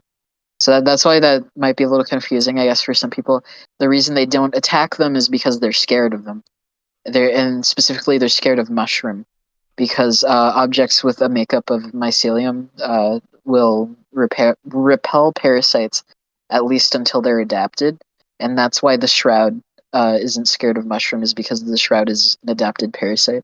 And all of the little assimilated objects huddling at the end of the hallway and playing hooky are very primitive parasites, and they're very afraid of Mushroom. It's called foreshadowing. Yep, we do a lot of that. Will Razor's pack appear in the future? I will confirm, yes. We will see Razor's Pack members again. How exactly do the center, middle, and outer rings differ? So, as you know, culturally, we talked about it. As for anything else, Outer Ring, that's where all the spawning stones are. You're going to find them in the wild. Outer Ring is like a pine tree forest. We sort of talk about it on the concept art page where we have our maps, the world gallery. Middle Ring is more like open farmland. It's very rural, I guess. And as we all know, Center Ring is just a city. High Society is like, it's more forested, but it's still very private. Residency is very few and far between. That's kind of where the rich people live. I think that's pretty much all that's worth saying about them. How difficult was it to create the website? So, as some of you might know, I'm the website guy. I do the website. It was pretty tough to make the website. It started out pretty easy. There was a learning curve, coding data sets. It's expensive to keep a Wix site. We do talk about it in the guide we made for making one. I guess I'd still recommend Wix if you don't know how to code. Not a huge fan of the company, I'll admit. I just got to be real about that, guys. It just, they've done some weird stuff, and I do not like what they did to DeviantArt. I think most of us know about that. With the AI shit. The website itself, it took a long time to get it looking as nice as it does. It started out so rough, I want to say, and then kind of just over time, every opportunity I got, I would improve it in little ways that I could. I am Spool's #1 biggest fan. Why is Spool so, Spool? So I kept this question in me specifically because I thought it was really funny. We'll see a lot of comments in fandoms that are like, why is this character so, whatever. And with me specifically, I think it's really funny because Spool was sort of, when we started with Objectified, Spool didn't have much of a, I guess, unique individual personality. And the way I wrote Spool was like, I would put myself in the situation in my head and I'd be like, well, what would I say? What would I say? So if you're wondering why Spool is so Spool, it's because Spool is sort of just me, more or less. And as time went on, Spool kind of became more of their own character. But a majority of like the nasty attitude is just like, well, I would be fucking pissed at Citrus, dude, most of the time. I try to think like, what would a person say in this situation? So I just would sort of like think, what would I say? And we get a lot of asks that are like, is this character like, I guess related, is this character like autistic or something? And I think that's really funny because it's like you do put yourself into all your characters. And when people ask that, I'm just like, damn, it's leaking into the characters. The juice wasn't sealed properly. No, I think there's just a little bit of Spool in all of us. there is. But before we're done with that question, I do want to say we get asked sometimes which characters are autistic. And I'll at least confirm, I think it's safe to headcanon any of them as that if you want, just because of the person who writes them is. But with specifically canon, I guess, it definitely Mushroom is autistic, and I want to say Dynamite has like ADHD or something. This is for everyone. Who is your most and/or least favorite character? And for Chester, to draw and to write. For legal reasons, Spoiler cannot say. You don't have a favorite character? They clearly stated it was for legal reasons. Oh, of course. Sorry, my bad. So favorite character is so tough for me. If I was being honest, I would have to say she's not in the comic yet. And that's all I can say about that. Least favorite character? Shit. Who is my least favorite character? I don't want to say I hate them. That's not what I'm saying here, but least favorite character, probably the one I care about the least, is probably like Comet, just because she doesn't have a lot of content surrounding her. Like, don't get me wrong, she's cool. She looks cool, and some of the stuff she does is pretty radical, but it's just like, as a writer, when you don't handle a character a lot, you tend to care about them a little less than the other ones, just comparatively. As for drawing, I hate drawing Fossil. I think people who draw Fossil fan art can agree that she sucks to draw. Citrus is a pain in the ass to draw. All those perfect circles, we actually keep assets of them just so I can copy and paste them. To write, I think I've had the most grievances with writing Gum and writing Dragonskill. Brandy and Minty weren't so much a pain in the ass as they were, just like, what the hell do I do with these guys? But when we figured that out, it was pretty one and done. With Gum, as things change with production, there's more and more nuance to like doing things properly, I guess, where it's very time sensitive what we do with her because there's so much of her. In Dragon Scale, obviously, the drug problem, those are pretty difficult to write, no matter how much experience you have with the subject. If I had to pick a favorite, I would be sitting here for days. I love all of the characters pretty much. However, I will say that a certain someone here was supposed to voice Fossil, though, to tell you the truth, I never even applied. I don't know if that's the voice I would have used. Don't quote me on that. So I tend to enjoy all of the characters. I don't know if I would say I would have a least favorite character because I just tend to enjoy the horror and existential crisis side of everything. But in saying that, my most favorite is Brandy. I love Brandy. I love Brandy. I love Brandy. I think he loves Brandy. He loves Brandy. I love Brandy.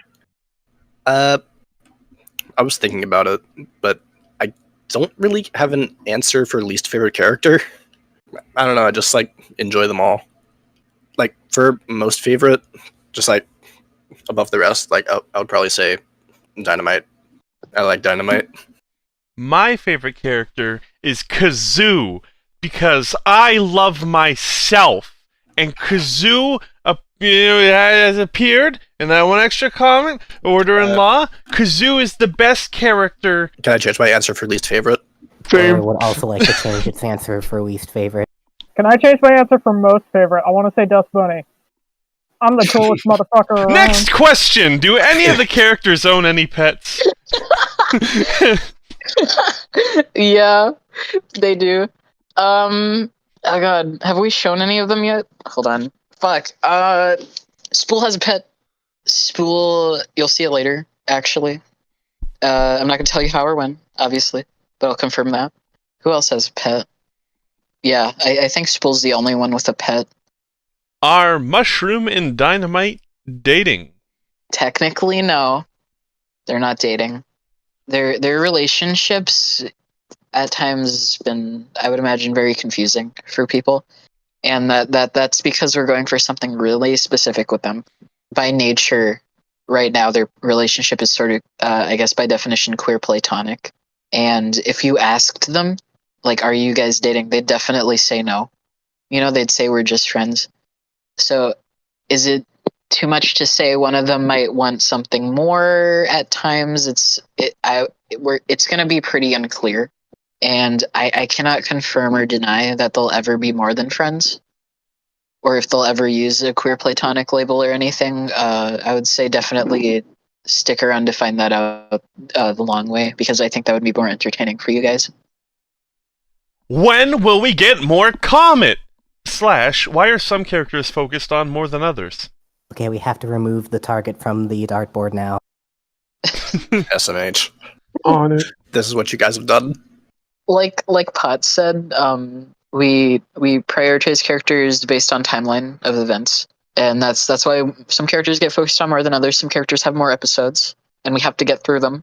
As for Comet, when will we get more Comet? Whenever something significant happens, because Comet is less of a character than the others and more, I guess, herself a plot device for signifying major changes in the environment. That is what Comet is for, and that's why we don't see her very often.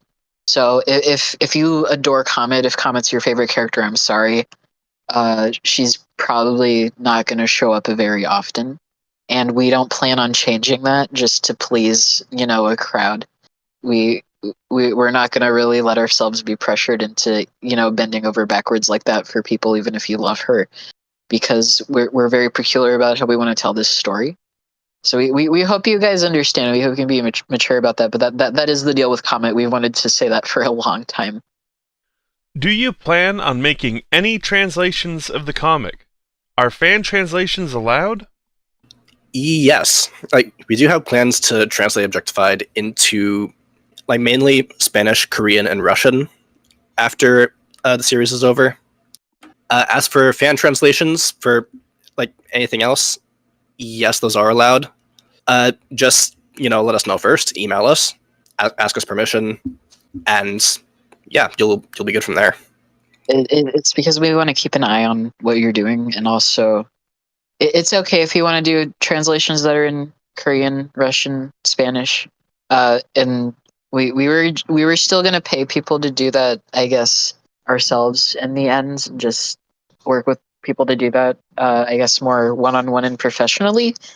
But if you guys want to do that, we do appreciate it a lot when people translate the comic for us, because it is a lot of work, and it's a big commitment, and it does make Objectified more accessible to other audiences and stuff, which we appreciate a lot.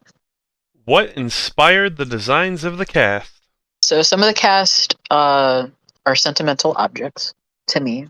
Some of the cast are just objects that I like, I guess, like Mushroom and Dragon Scale.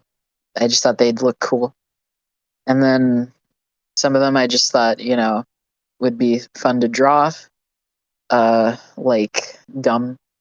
With the sentimental objects, there's not a whole lot on the main cast. Painkiller is a sentimental object. If I can get personal for a minute, growing up as a kid, I don't mind saying this, I am intersex, and growing up I had a lot of hormone problems. Oftentimes, as some of you might know, I am trans-masculine. Growing up, I guess my periods were very painful and stuff sometimes, and my mom would always get me the same ibuprofen gel capsules, and I always thought they were very pretty.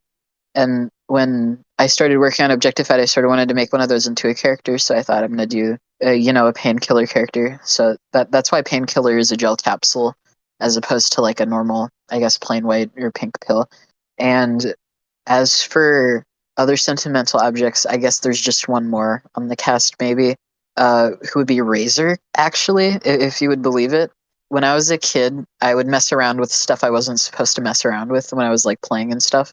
And one of the things I would take razors out of the package, and I would pretend that they were wolves, and I'd play with them in the kitchen. Or no, the fucking bathroom, I'm sorry. The bathroom and the sink and stuff. And my mom fucking hated that so much. But when I got into object shows, the first character I decided to make was a razor. And I was like, I'm gonna make her kind of like a wolf, just for that reason. And actually, at first, when I was starting object shows, I wasn't very my identity wasn't very masculine yet. I was just like undecided, non-binary sort of. And Razor was actually my Sona for a while. And later on, when I moved away from, I guess, a feminine leaning identity or a neutral one, I kind of dropped Razor as a Sona, and she became more of like an OC. So that's why Razor's a little sentimental to me. Yeah. Comet was kind of inspired by Snufkin from like Moomin Valley, at least with like her outfit and the way she travels around. Other than that, her whole gimmick was going to be like, this is a very mysterious character. They're named Comet because they travel, but they're really just a sedimentary rock. And that bit kind of got lost when we started on Objectified, because she flies solo, and there's no other characters around her to really put that together. As for the rest, not much to say about them really. A lot of the sentimental objects I used ended up being scrapped main characters, so we just ended up not using them. Do other objects other than Mushroom have mycelium? I want to say no. I guess obviously if there was another Mushroom character somewhere, naturally their genetic makeup would be mycelium, but just for the sake of keeping things small for the story, we're not really going to show that. If you want to do an OC or like a fanfiction or an AU or something with a character like that, we say go for it. That sounds like a cool idea. What gave you the idea to make assimilated objects look like insects?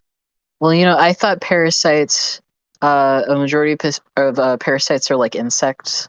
So when I thought about what I wanted adapted parasites to look like, I didn't really want to copy Scape and Run too much.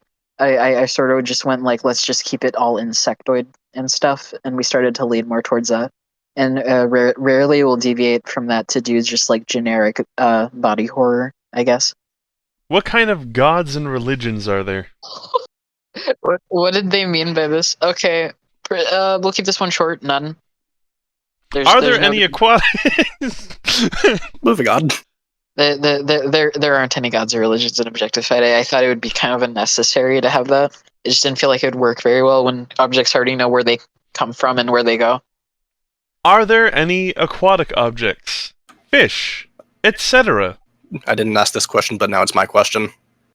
All right, take it away, Pot. Oh my god. Okay. Yeah. Yeah, go ahead and answer it. No. All right. Right. So the next. That's not true. It's my question to you. Okay, Answering it. Yes, sure, why not? I'm answering it. No. yes, they're in the port mostly. I mean, you've already seen Water Wiggler, who's like semi-aquatic, but there are objects who live in like the ocean and stuff, and I want to say a lot of them can't even go on land or anything, you know. And when and if we do show Marshlight Port a bit more, you'll see what we mean by that. And we do have some examples on Patreon. Why are comments turned off on Tumblr? It's just me and Pot doing like social media stuff and, you know, checking it out and everything like that. But we don't really have the time to monitor everywhere. So in the places that we just feel like we can't have the time to moderate it, we will turn off comments and such. It's also the reason we have them off on like webtoons and stuff. Yep. Because I don't want to have to watch that all day. When we release an episode, I just kind of want to go back to bed. I wake up pretty late. But yeah, when we turn comments off, it's not because we're scared of you or we hate you guys. It's because we just don't have the time or resources to moderate it. What accent does Fossil have? It's German. I wanted her to sound like the medic from TF2. What do the characters do for a living? So I thought a little about this. We know that Dragonscale's a divorce lawyer. Who else? We know that Gum's sort of more or less a hired assassin, or at some points more of a soldier. And Fossil, head researcher in Reaching Gardens. Painkiller's a registered nurse. As for the others, we know what Wagyu does for a living. I'm not sure what the fuck to call it. being slaughter cattle, I guess. As for Comet, obviously unemployed. Razor, unemployed. I want to say Minty's unemployed. Obviously, Dynamite Mushroom don't have jobs. Who else? I always imagine Citrus works like a very generic and unassuming office job, because I've always imagined Citrus being very proud of making it work, I guess, and like fitting into society with like all the problems that he has to put up with, like just being what he is. Spool, I thought about it a few times. I would say it's likely I would go with like he was a barista or something. Yeah, I would say Brandy definitely works full time. I haven't really thought about what. Probably like some generic office job as well. Who was that? Brandy. The best one. Will we get more info on mythic bestials? Does that imply there are dragon bestials in existence? There are dragon bestials. In fact, you've seen one. Who that is actually a character on a poster in one of our promo images. I think the one where Dragon Skiller and Ghost Pepper like hanging out together at their house. That character will come in later. At least to be like talked about and stuff, or like be part of the story in a sort of way. As for more info on mythical bestials, I don't know what necessarily. You will learn more about some of them, I guess, specific instances of them and how they work.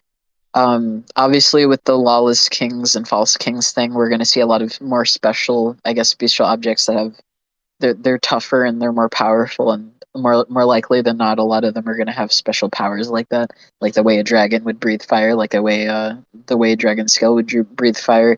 Some of the lawless kings do have a weird thing about them where they have I guess some of them have superpowers, just in a weird way. You'll see what we mean. You'll see more of mythical assigned animals for sure. Is there an official Discord server? Are you okay with fan-made Discord servers? Did you know a fan-made server exists?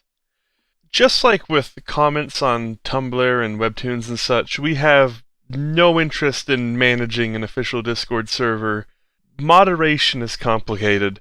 However, we are completely fine with other people creating and managing their own unofficial servers, and yes, we are aware of a few of them.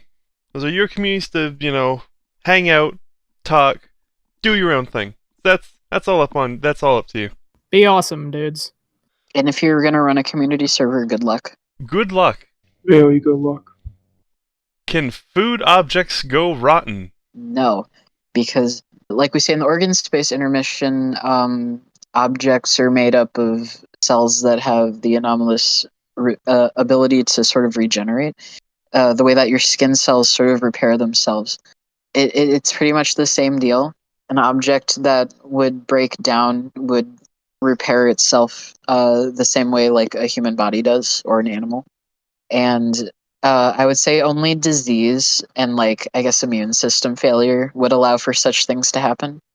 So no, food objects don't usually go rotten. Alright, but when you say repair, so if there was a shoelace object and then I tied them into an inescapable knot, they're not regenerating out of that one. Why I don't would think you that's do a that? case you would regenerate from. I think you would just die. If you tied up a shoelace object, wouldn't that be fucked up or what? Yeah. If the hominid characters were bestial, what animals would they be? We actually drew this, and I hate saying this so many fucking times. It's on Patreon. We drew Gum as a bestial object. We drew Painkiller as a bestial object. Comet. I think that was it. I did that for fun one afternoon. I haven't thought about all of them. You've also done it the other way around for bestial objects, I believe, correct? Yeah, a handful of them. I've drawn Razor as a normal object. Where I even switched her object. It became a toothbrush. I actually switched all their objects. So Painkiller as a monster became Cyanide, and their animal became a poison dart frog. But if I could redo it, I think I'd make it a dolphin. As we know, A5 Wagyu would, I guess, just be Carcass. Though I would say that's a little more off limits, I guess, because that's just my Sona now. Comet was a geode and a barn owl. Who else did I think of? I don't think I thought of anyone else like that. Usually when I swap the type of species a character is, I also tend to swap their object, just not for any particular reason, just because I think it's more fun. Though I do see a lot of people draw the characters just as the same object, but they have different limbs. I think that's cool too. I like it when people take the time to think of and draw stuff like that. It's very exciting. I know it's fun because I do it. And just for Spool, I guess, since I didn't mention, it's hard to.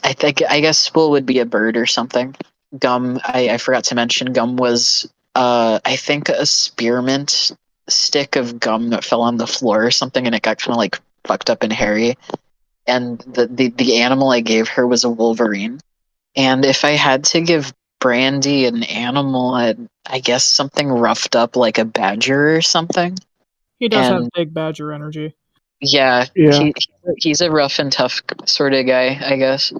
As for switching the other characters back, I guess it's kind of pointless to go over. Is Razor's hair Fuzzball? How did Fuzzball die? So yes. Resounding yes. Razor's hair is Fuzzball, yes. It's actually in her character description that we confirm that. Fuzzball's remains are stuck in her head and shell, and the way she died was that they were on a boat together on the lake. I think it was like a canoe or something. I have to double check, but basically what happened was they got caught in a nasty storm in Outer Ring on the water, and neither of them knew how to swim. I think the way I imagined it sort of was that they lied to each other about it just because they wanted to, hang out together so bad. But what ended up happening was in the currents of the water, Fuzzball sort of got torn apart, and she did end up getting stuck in Razor's face and booty butt. You can't say booty butt. I just did. It's official. It's canon. Shut up. Fuck. You can actually see in the wolf on the first page, Fuzzball's remains sort of floating around, and I also put her headpiece sort of floating in the foreground. That little metal clip part? That's what that is. So just so we're all on the same page with what happened with her, that's exactly what happened. How does Citrus's regeneration work? If you left 0.1% of him Would he grow back? No. The way characters like Citrus work, where they can only eat souls, is that they can take pretty heavy hits, and as long as they're capable of consuming more soul to regenerate, they will regenerate. And I guess if you left 0.1% of him, he wouldn't have a mouth to eat with. So no, I would say he would not grow back. A lot of these characters who work like this, they'll take about as much damage as they can steal back through eating someone's soul. So when a character like Citrus gets in a bad situation like that, where they're very beat up, they can only regenerate so much before they need that, food source to help them regenerate. And that's sort of how that works. If you could go back and redo an episode, which one would it be and why? I'd definitely redo Pins and Needles and probably playing hooky. I just don't like the way playing hooky looks. I think Mushroom looks kind of fucking weird in it because I just didn't know how I wanted to draw them yet. And then for Pins and Needles, I just hate Pins and Needles. I hate how it looks. I think the characters are kind of out of character in it.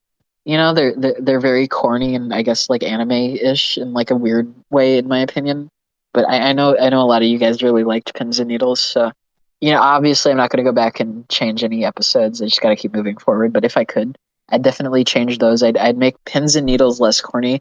I think I'd make Spool meaner, and I'd make Citrus less smug. I'd make him more emo. Can I make prints for myself, not to sell? Short and sweet, yes. Just as long as you're not profiting from them or selling them.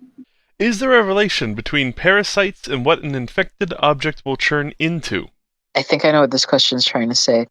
So the type of object that gets assimilated does determine what type of parasite they morph into. In some cases, I'm willing to reveal, for example, that more often than not, a plant object gets assimilated.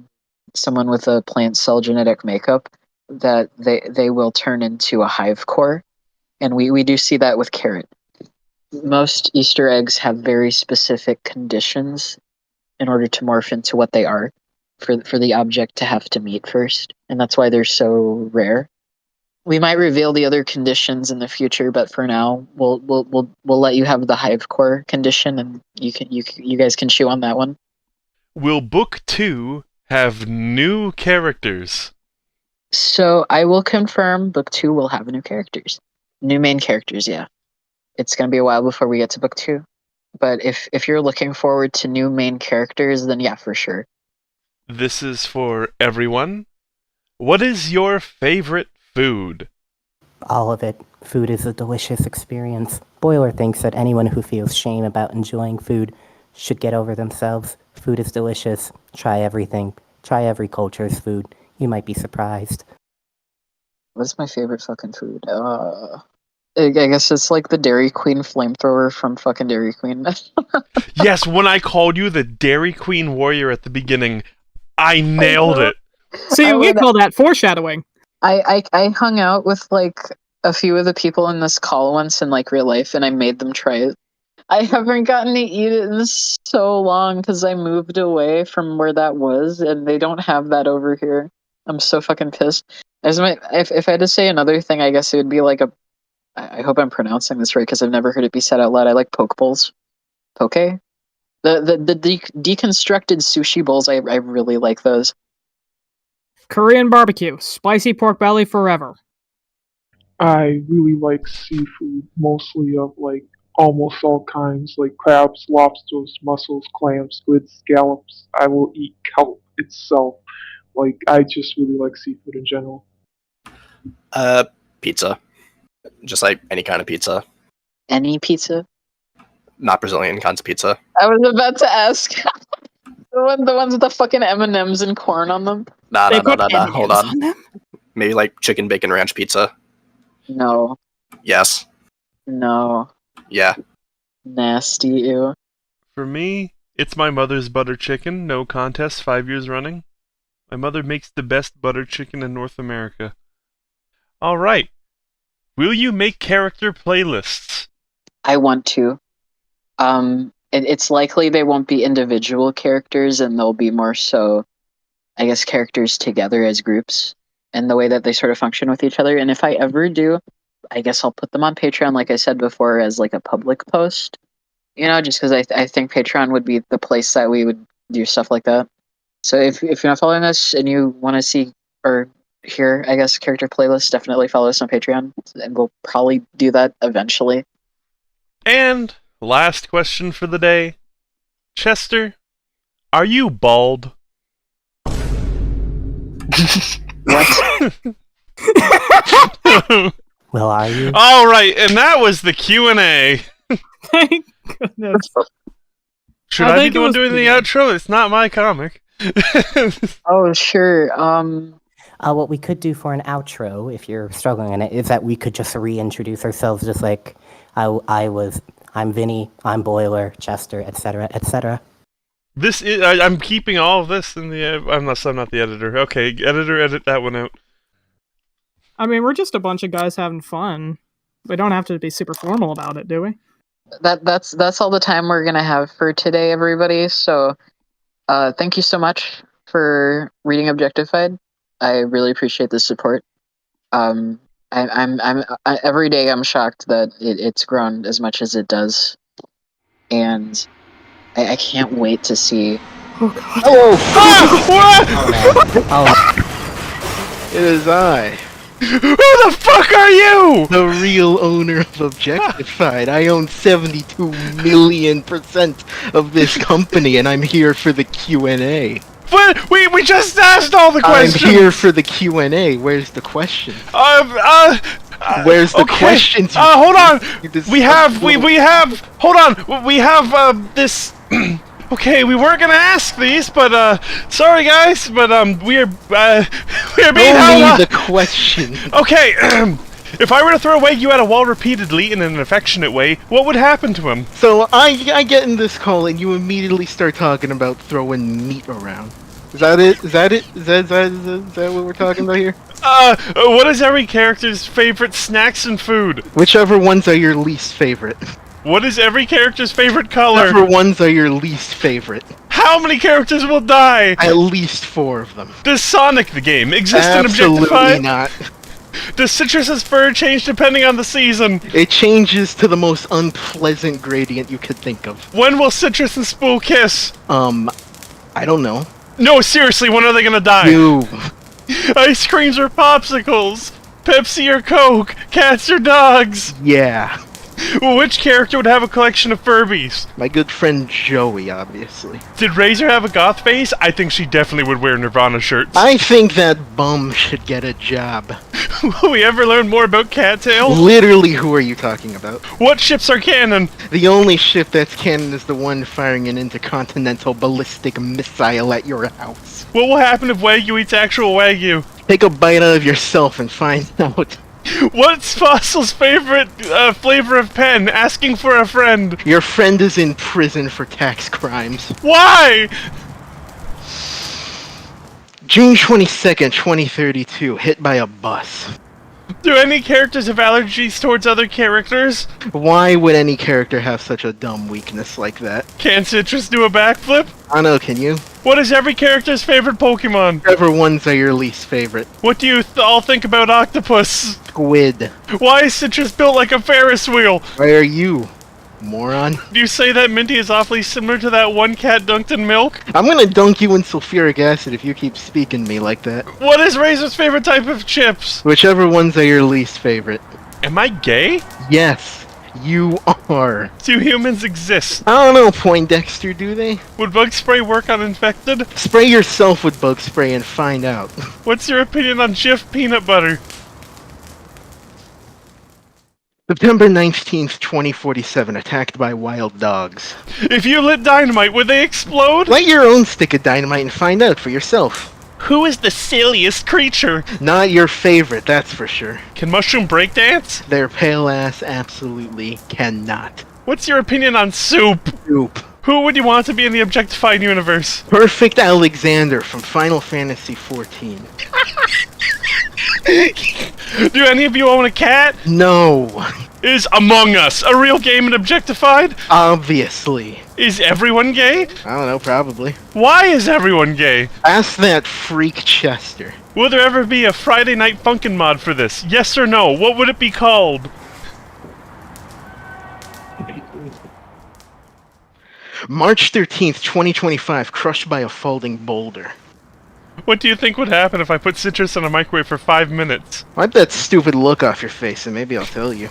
On a scale of 1 to 10, how cheeked up is citrus? You should ask the SWAT team currently breaking into your house that. Are you Team Mosquito or Team Isopod? Horse. If all the characters fought in a fistfight together, who would win? Me. I would win. I always win. I win everything. I've made $72 billion off of this freaking company. I always win. Hello, my name is Markiplier. Go on. And this is Five Nights at Freddy's. Hello. Hello, and welcome to the first Objectified Is that too cheesy? Yes. No, go overly cheesy. please. Vinny, be normal. You should do it. Hello, and shit. No, I'm just gonna cheese it up. Fuck it, I can be normal later. Cheese it. Give it up for Carcass. No. No, shut up. I am Kazoo. I am the coolest part of the Objectified crew. Just real quick, Vinny. Yep. I'm going to grab Emma and fucking remove her because she will not shut up. Moved. Emma is Oh, ruining our the recording. The cat. I mean, Well, it's been lighting everyone up while we speak. It's just not animating the avatars. I mean, all you have to do is keep Discord open on computer, have your notes open on your mobile device, and then pull up the documents on your smart fridge. Boiler is a wizard with the numbers. Yeah. Boiler appreciation moment. Boiler Most is a of the rest machine of us- that churns. Sorry. Oh no. Most of the rest of us aren't very good with the math stuff. But they're not a machine, they're a boiler. I was going to say 17, I just said 15 instead. I'm okay with math. Boiler will kill you. Sorry, my dad called me. I'm going to retake this question real quick. No problem. Let me call him and see what he wanted. So, short answer, no. Long answer, no. No. That's no legal, there's no legal risk that is being taken. I forgot my sentence. I might have a cold right now, by the way, hence why my voice is not as active as it Same. usually is. But your aim is getting better. Shut the fuck up! Can't wait for the blooper reel. Come on! How do we know her? I think he butt dialed me again. He does that a lot. I just turned my phone no. on Do Not Disturb. The goal with Objectified is to get the characters out of my system so I can go work on something else. They're haunting you. They are. They haven't paid rent in years. No. Chester closes his eyes and all he can see is Citrus looking back. It's true. The front-facing Citrus. Huh? I think that's most of the fandom. Back-facing citrus. Back-facing Citrus. I was gonna We say call that a full moon? That's what the fans see when they close their eyes. Help. to face you, they must face ass. Sideways facing Citrus. That's Baby weird. got back. Call that a half. We moon. have to continue. Moving on. Which Kills you. Dies. We are not Minty positive. We are not Minty positive though. We Like are it's an sex positive. STD. do you have any voice claims or canon voices for the cast? So for this one, for time's sake, we're just gonna flash them on the screen. If you're not watching this on YouTube, well, make sure to stay hydrated. If you are watching this on YouTube, then don't go anywhere. Don't eat, don't drink. Don't I've cut leave your that one house. out. You will. But also stay hydrated. Stay Don't look dehydrated. behind you. No, I think there's just a little bit of Spool in all of us. there is. It's What? so funny. You could Hey, say wait. it's the thread that ties us together. Eh? I'm leaving this call. Bye. Jesus. Nice. That is over. Nobody out there can top the official Objectified 3DS. I've got Citrus on there. First run sticker. Very proud of it. He looks janky. I love him. Forgot you did that. It's my favorite Join thing our ever. Patreon for the skin download. I might release that someday. If I do, it'll be under a Dust Bunny account. I will take your 3DS and put it on eBay. How dare Look out, you? Objectified fans. Keep your eyes peeled. New merch dropping. Get away from me! You heathens are not having Limited my stock. 3DS.